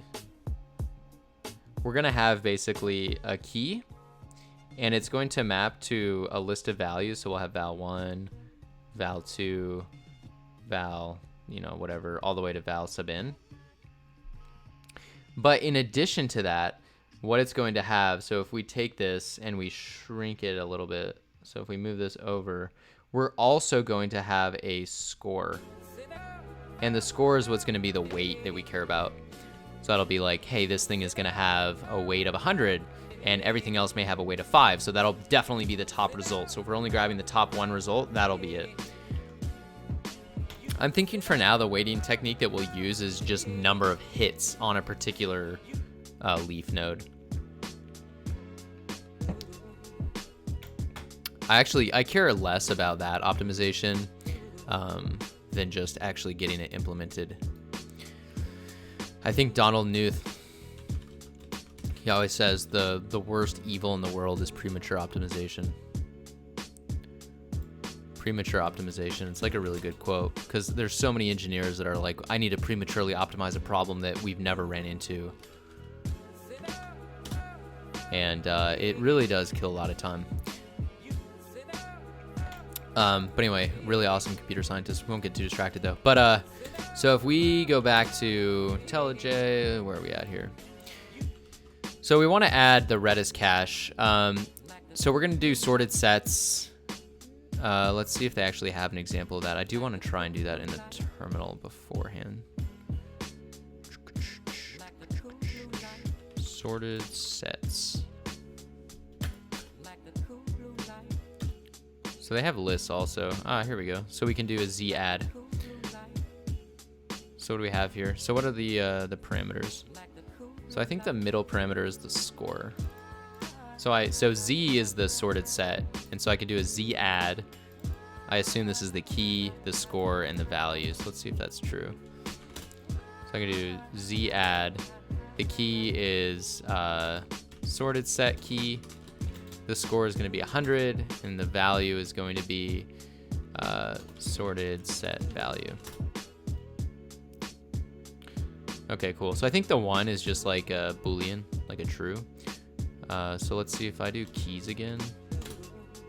So it is in there. I think you can do type on the sorted set key, and it'll tell you the data type. So it is a sorted set. If I do type on test key, it's a string. So if I do a get on sorted set key, is it hget? I think there's a special way to get sorted sets. Let's see. How did they do it? Oh, they do a range. That's right. So because we want to find the top k elements, we can do like a sorted set range. So I think you just do z range. You pass in the thing that you're trying to set against. So in our case, what this is going to be in application, it's going to be the key of the prefix, the try prefix. So we'll do a z range from, so 0 I think is the min, and then -1 is the max. So it'll find everything. So this is the top thing, and if you do with scores, it'll tell you the score of the thing that you set. So a good test, just to really ingrain this into the brain, is you can do z add sorted set key. We're going to change this to 10, and then the sorted set value will just be like 3. So now if I do a z range, I have 2 things in here. But if I set the max, let's see, so 100. So if we do with scores, sorted set 3 is score 10. Sorted set value is a score of 100. So what we want to do is we want to basically get the reverse range, and that'll tell us the top values. So let's go ahead and do that. I think 0 to 1 are the scores. So if I set this to 10, I'll only have 1 result. Or maybe it's the top 10 results. Let's see. So 0 and 1 means from index 0 to the last element. So -1 is the last element. So we can do a reverse range. So z reverse range.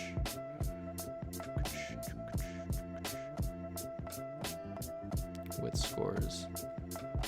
Operating on ranges. Yeah, so it looks like... Okay, that's cool. So I can just go here and I could do something like 0 to -1. But if we do a reverse z range, so z, what is it, rev range, sorted key with scores, it should reverse the order. So you see we have 100 here first. So if we have 1,000 things in here and we only want the top 5 prefixes, then we could do a reverse sorted set range from 0 to -1, and then filter out like the number that we want. I assume there's a number that you can do. Well, yeah, it's actually, it would just be this. So I can just do 0 to 1, non-inclusive. So that'll give me the first 2 values. Can I, what do I, 0, 0? Yeah, so that'll only give me 1 value. So it's basically 0 to k, where k is the top results that you want. And we'll do that, right? If you have a billion things, you don't want to have a drop-down list auto-completing a billion things. You want to have a drop-down list outputting the top k things. And that's where the sorted range set comes into play. Okay, cool. So now we just need to code how we're going to operate against this, I think. Well, it's not too bad. I think we can... So I think there's Redis, Jedis, Java, Maven. So we need to figure out how to bring that in. So we'll use the... probably the Jedis client, I assume. Let's see.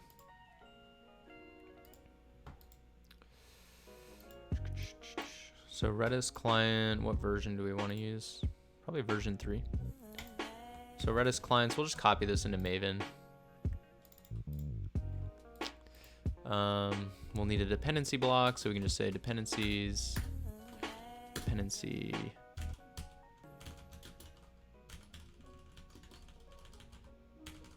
Okay, cool. Will it resolve? Did I put this in the wrong? Oh, I put this in the wrong POM. That's why. This needs to go into the try service POM. There we go. So yeah, we can just throw this here. So this will be the Redis client. This will allow us to connect to our Redis server that's running. So hopefully Spring, or hopefully Java will be smart enough to connect to the Docker container that we have. It is port forwarded, so it should just hopefully work ideally. So let's see. We could probably just go, let's go back into the controller. And I think what they use in Redis Java is they use like what's it called? Like a Redis template. And Redis template, I think, is the API that connects everything together.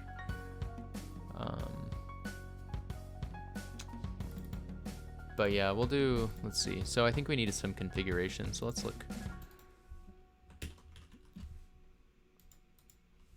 Redis configuration examples for Spring.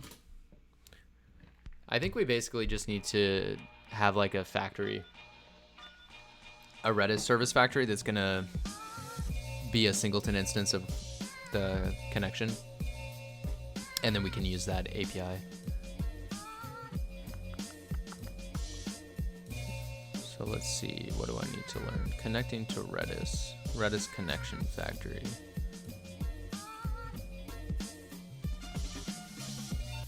Yeah, okay, cool. So we just need a Redis configuration that does this. All right, that sounds easy enough. I'm gonna create a configuration package. And we'll just call it Redis config. So Redis configuration, I think in Spring you can just do like configuration, maybe? So this will at boot up, like run all this stuff to initialize. And then, so what do they had, we have a bean initialization, which will create a singleton instance of the Redis connection factory.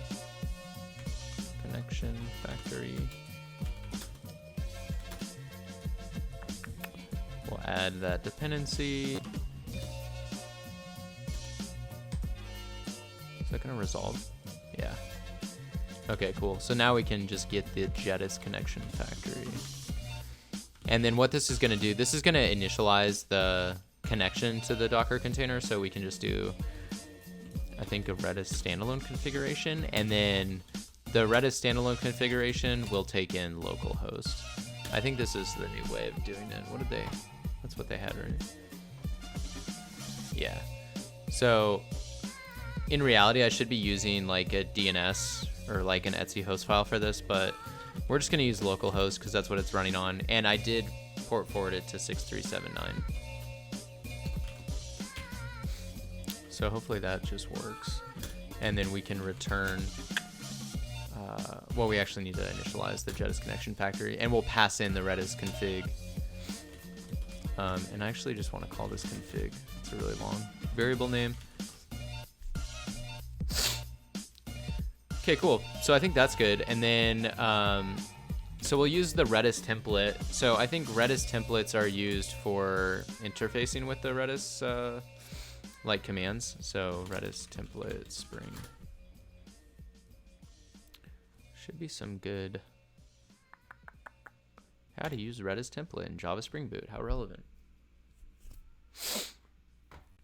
Oh man, I hate Medium. Okay, so Redis template, so Spring encapsulates this powerful template engine, facilitates the operation string list, set, and hash. So what we were doing in command line, I'm pretty sure Redis template just kind of has all these operations to facilitate that interfacing between the actual running process. So we'll just do that. I think get Redis template. There should be some config.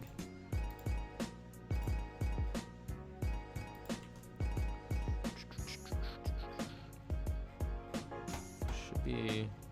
This actually looks really useful. Probably, I'm gonna actually save this. But but I do want to know how to initialize the. So we did this, so cool. I'm not gonna get as fancy, like actually serializing my objects into Redis objects. I just kind of want to have like a stupid connection. I just want to throw data into Redis. I don't want to have anything fancy yet. Redis template. Ah, here we go. Yeah, so I just need a bean. Oh, okay. So we just initialize a template object that takes in the connection factory. That's easy. So I'm just going to do the same thing. We'll have a bean. It'll be a Redis template. And I think we'll just have like a string object representation because it is a sorted set. It'll be get Redis template.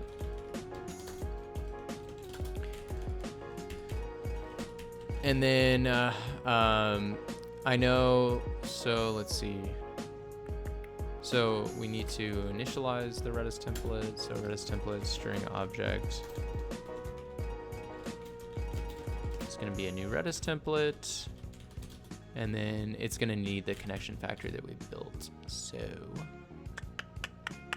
how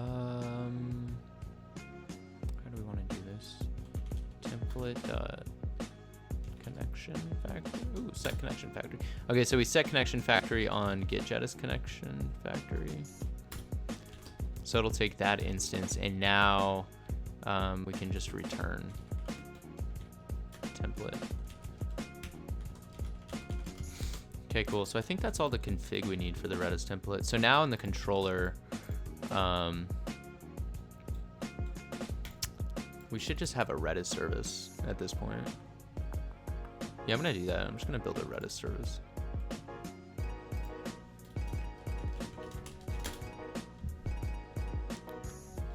And then we'll just do service annotation, public. It doesn't even really need to take anything now that I think about it. I don't think it does. Yeah, so we'll just do that and then we'll inject it into the controller. So we can have a private Redis service instance.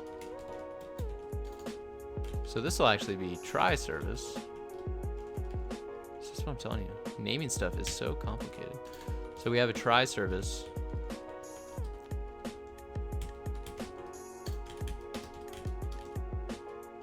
And then we'll import this. This will get dependency injected from Spring, and we'll call this Redis service.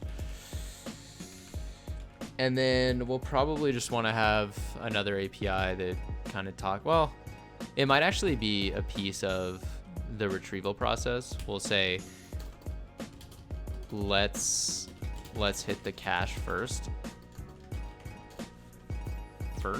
Then if we get a cache miss, then we want to pull from the tree.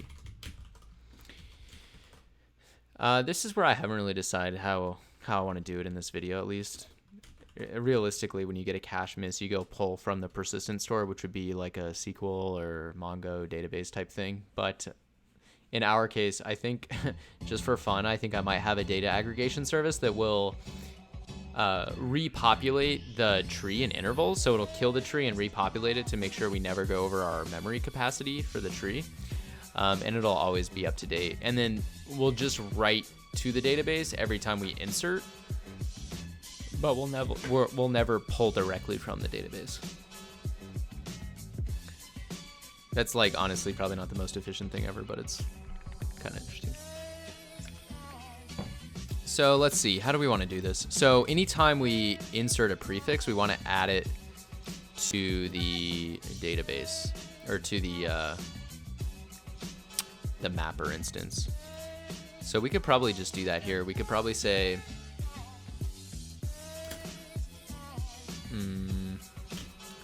it's almost making me think that the Redis service should be injected into the try service. Let's play with that idea. So let's do try service, and we should inject it. I think that could be kind of cool. Which means I guess I'll do auto wired here, and then we won't auto wire it inside of the controller. because we want to keep that abstracted from the actual open API, I think. I think that'll be good. Okay, cool. So then I can probably just say, let's see. So the try service is going to get an instance of the. So this is actually going to be Redis service. I don't know why I said try service.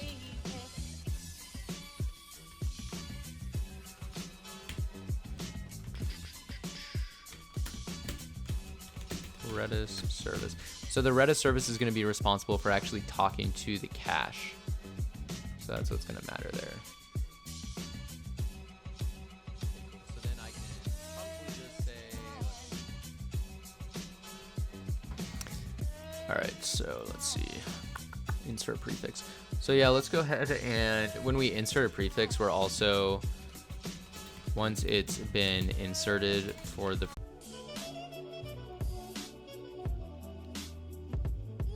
did I lose my stream?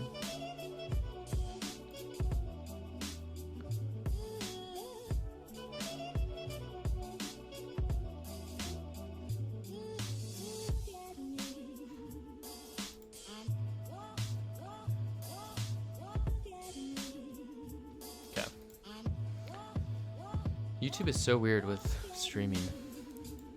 Probably need a better computer for this, honestly, but it's all good. We're making it work. All right, so where were we here? Trying to learn how computers can handle large amounts of memory when you don't have large amounts of memory. So we want to insert into cache. So what we can insert at this point is we want to insert the prefix. So we need to use that Redis template.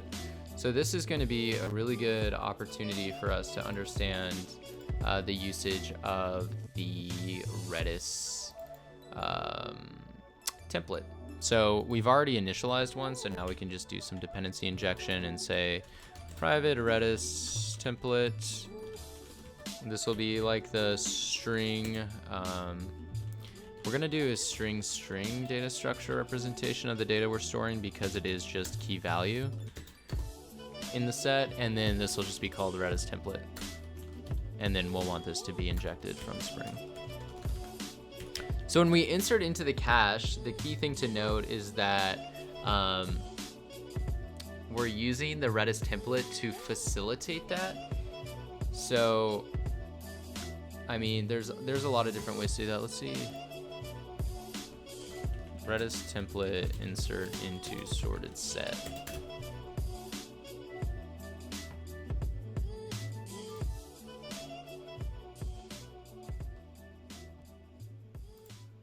Redis sorted set, so this looks super relevant.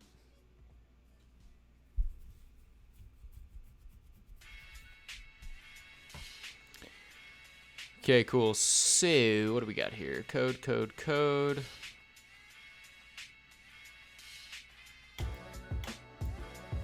my god, I hate Medium so much. Okay, so ops for zset. So yeah, I think what you do is you just get the operations for the type of data type that you're working with, and then you just do like what you would on the terminal. So we can try that, see if it works.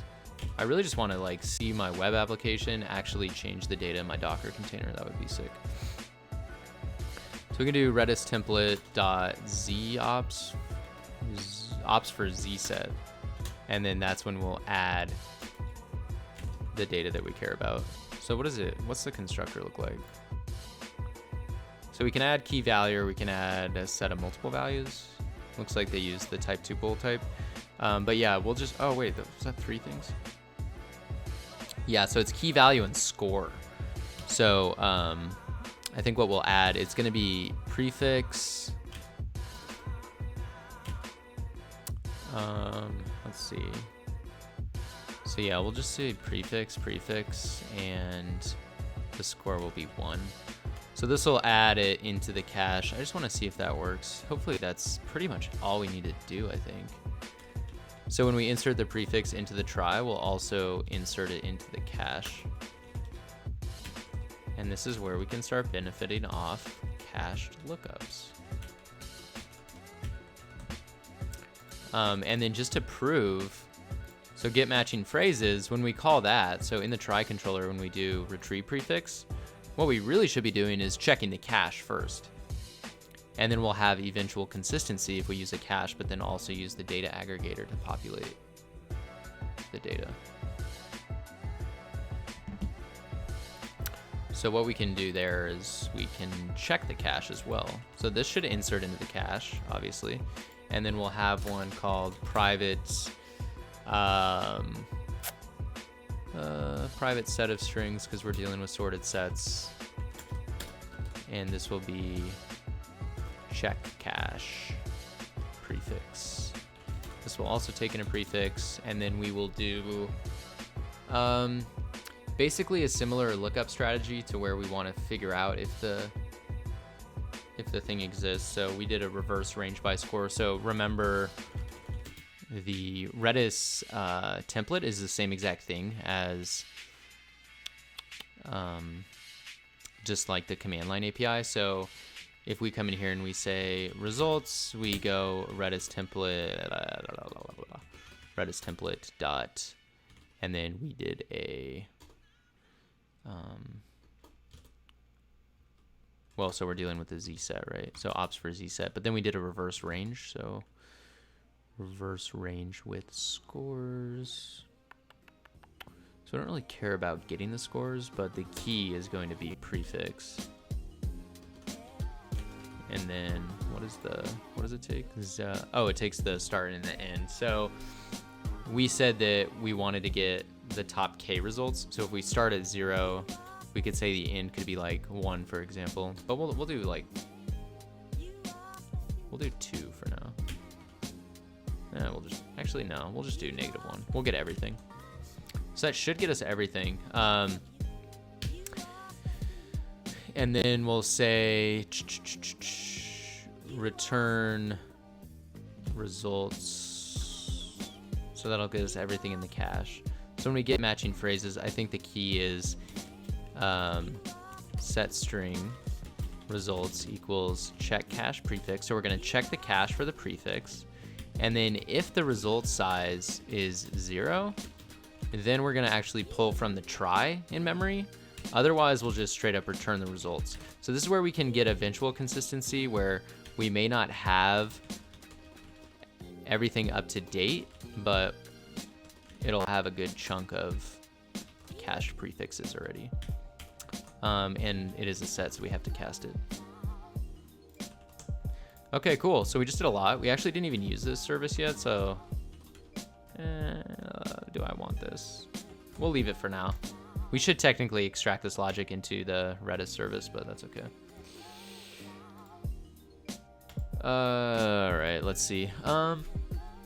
So now what do we want to do? We want to basically just test this. I want to figure out if we can inject data. So when we go back to the try controller and we add something, when we insert something, it's going to call insert prefix, and insert prefix is going to insert into the into the try, but it's also going to insert into the cache as well.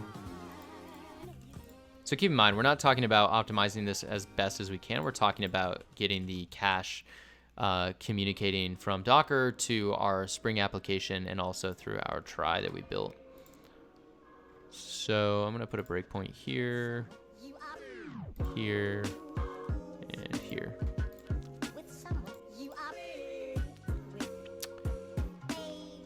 Okay, cool. So I'll kill this, and then we'll start it up again.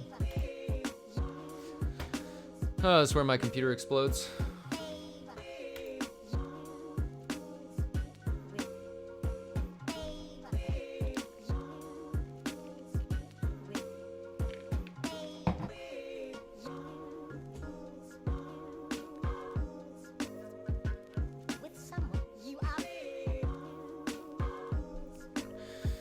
Moment of truth. We already got failures.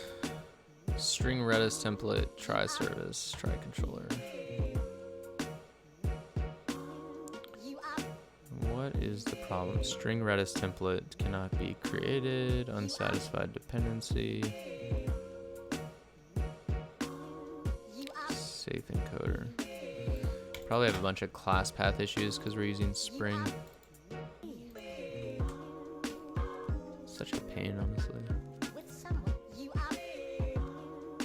Trying to resolve these things. I think sometimes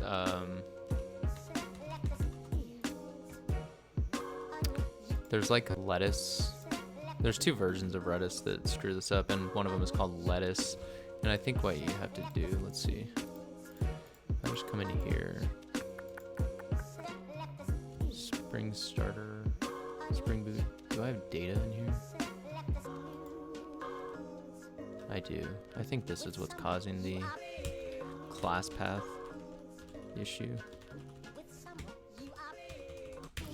Let's try that. Is that gonna work?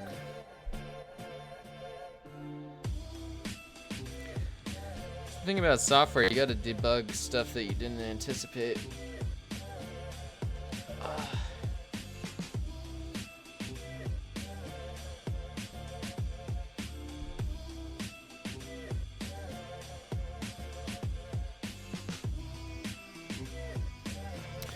More issues. No class def found. Safe encoder. Okay. Just have to Google that. Probably something simple. Try controller, unsatisfied dependency through try service, blah blah blah. Alright, let's Google this bad boy.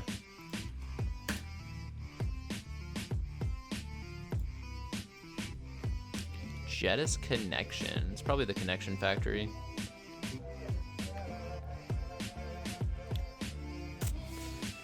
Okay, so I think I added this already.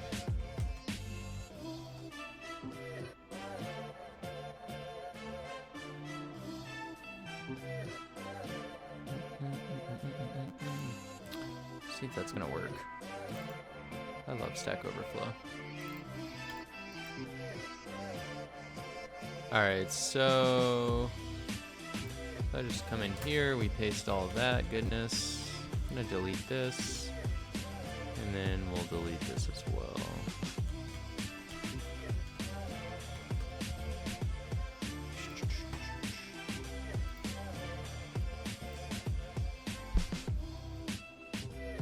This guy wasted a whole day on this problem. Okay, so yeah, it looked like I was missing some dependencies. Hopefully that's good now.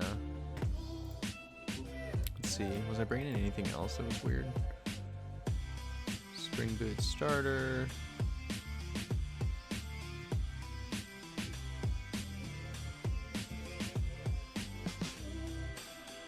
Come on. There we go. Look at that. Stack Overflow to the rescue. So now we should be able to hit. So let's go ahead and do. So here's our Redis container. Can I clear this? Okay, so if I do, let's do a keys on all. Actually, how do we do that? What did I do here? Keys. Okay, so I want to delete test key, and I want to delete sorted set key. Delete sorted set key. So now when I do keys on everything, I have nothing. So that's good. So keys on everything is nothing. So now I want to see, can my web application actually inject my prefix into the try, but also inject it into the cache. So that'll be the ultimate test. I think we'll probably cut it there. That's a lot of content for one day. My laptop can like barely even charge right now.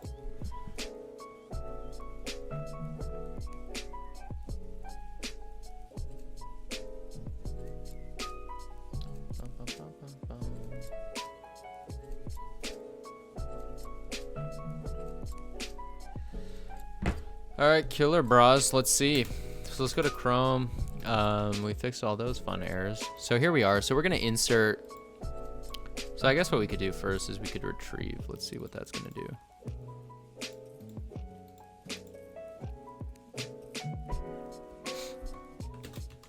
So when we execute a retrieval, since the tries are in memory and we're not using like a persistent store to back that data, it's ephemeral, so it'll get removed. So the tree should be empty right now.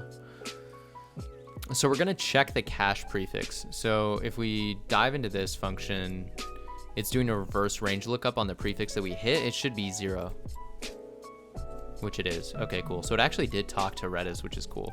The size is 0, so what it's gonna do is going to look in the actual tree, but the tree itself should be empty also. So it should be 0. So it should just be empty list. So it is. So it's empty list. So that's expected. So now let's go ahead and insert. So if I insert like the simple engineer, we instantly call the insert API, and that's going to go into the service, and it's going to check. So it's going to call insert prefix. So this is going to insert it into the actual prefix try, and we don't care about that. We already know that that works. So that's cool. But let's go into insert into cache, I think is what matters. So before we even insert into cache, we can debug and evaluate the root node to make sure that it has something, right? So if we do prefix try dot root dot children, there should be just one character in the map, which there is, so it's T. So that got inserted correctly. So now we're gonna insert it into the cache. So if we look at the Redis store, we see nothing is in there. Now we're gonna insert it into the cache. So we just inserted it. So it hit this guy here. So now we should do it again. Boom, we see simple engineer. So now we can do reverse range again on the key, the simple engineer, and you see that it has the associated score that we have. So this idea, this principle here is what's going to allow us to access really, really efficient QuickTime caching for the prefix phrases that we're persisting in the try, but then re-retrieving from the cache. The challenge is the eventual consistency, or if we want like immediate consistency, that type of thing is going to be determined by how we write our data aggregation and update logic. We're not going to get into that today, but that's kind of the idea. But now let's do the test. So now we want to see, are we actually going to do a lookup in the try, or are we going to do a lookup in the cache? So if I do a retrieval on the simple engineer, it should actually pull it directly from the cache now. So if I go in here, we're gonna check cache prefix. And if I look here, we actually get a result. So if we're looking at the debugger, the result size isn't 0. So I skip right over this. I don't even hit the try in memory, and then I return the results. So it pulled this data from the cache. It didn't even pull it from the try. And that's a little bit quicker because we get O of 1 instead of O of L, which is the length of the input string. So definitely a lot faster. Well, that was pretty cool. I think we got a lot set up. So what do we have left? So we'll probably stop it there, but what we need to do next for future references. So these tries are going to need to be distributed on their own node. So basically the distribution logic is what's next. We can easily throw Spring into 2 different proxy containers and have a load balancer backed in front of that. But we have the cache set up. So basically we have a prefix proxy hitting the cache and then being redirected to the node if we get a cache miss. We'll really need to think about how we want to store the data in Mongo. So realistically, every time we insert something into the prefix try, that's when we need to store that information in Mongo. And then if we want to actually update Mongo, we could have a data aggregation service that pulls all the strings and all the associated weights and then stores those in Mongo. And then the Redis cache, we would have to add the LRU eviction policy as well. So yeah, I mean, we're probably a little over halfway done. So I think we've got a big chunk of the logic done. We just need to understand the distributed computing aspect of it a little better.